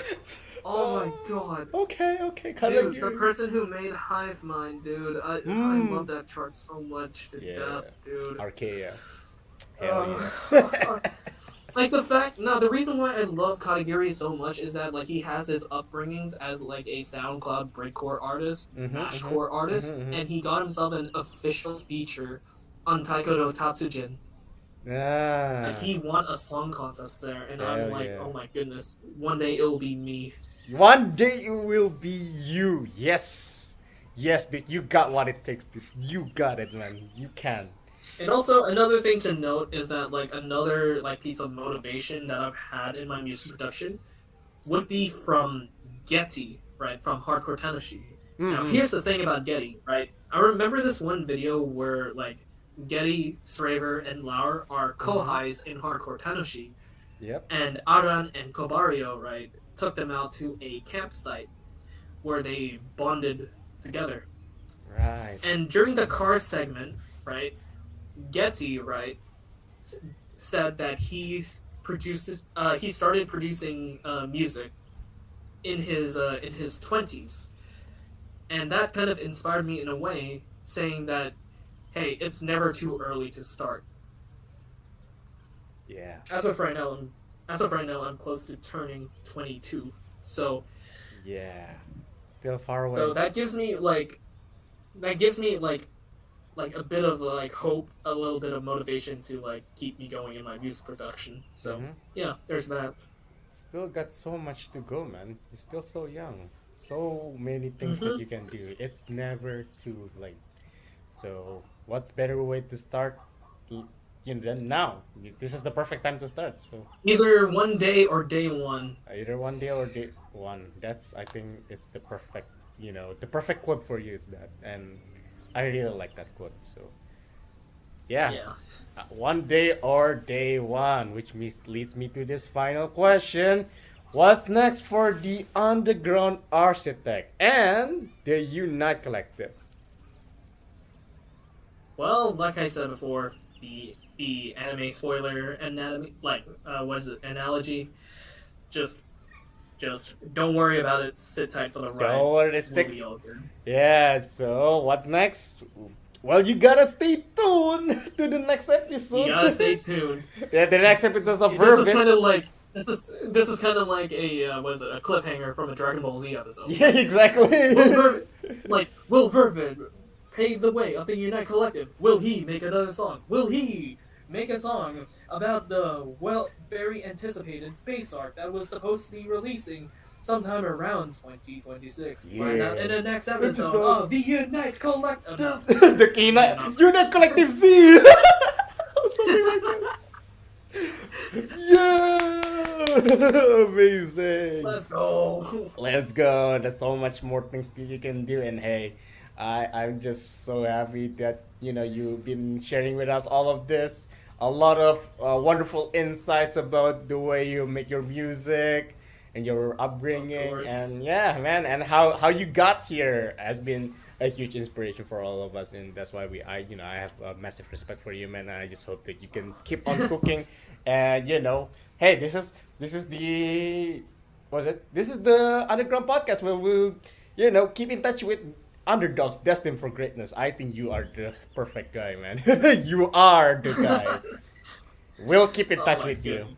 This is definitely not the last. The first, but not the last. You'll see. And yeah, man. Yeah. So there it is. That's basically the end. And with that, we're gonna do one final thing to cement yourself in the underground podcast. As you can see, What is it? yeah, you see the graffiti right here. You have your graffiti, right? Yes. But there's actually Yes. one more thing. So it might not seem too visible, but I'll show you right now. I'm gonna spray this, and you'll see what's the difference. 3, 2, 1, spray! Yeah! What's Ta-da! happening?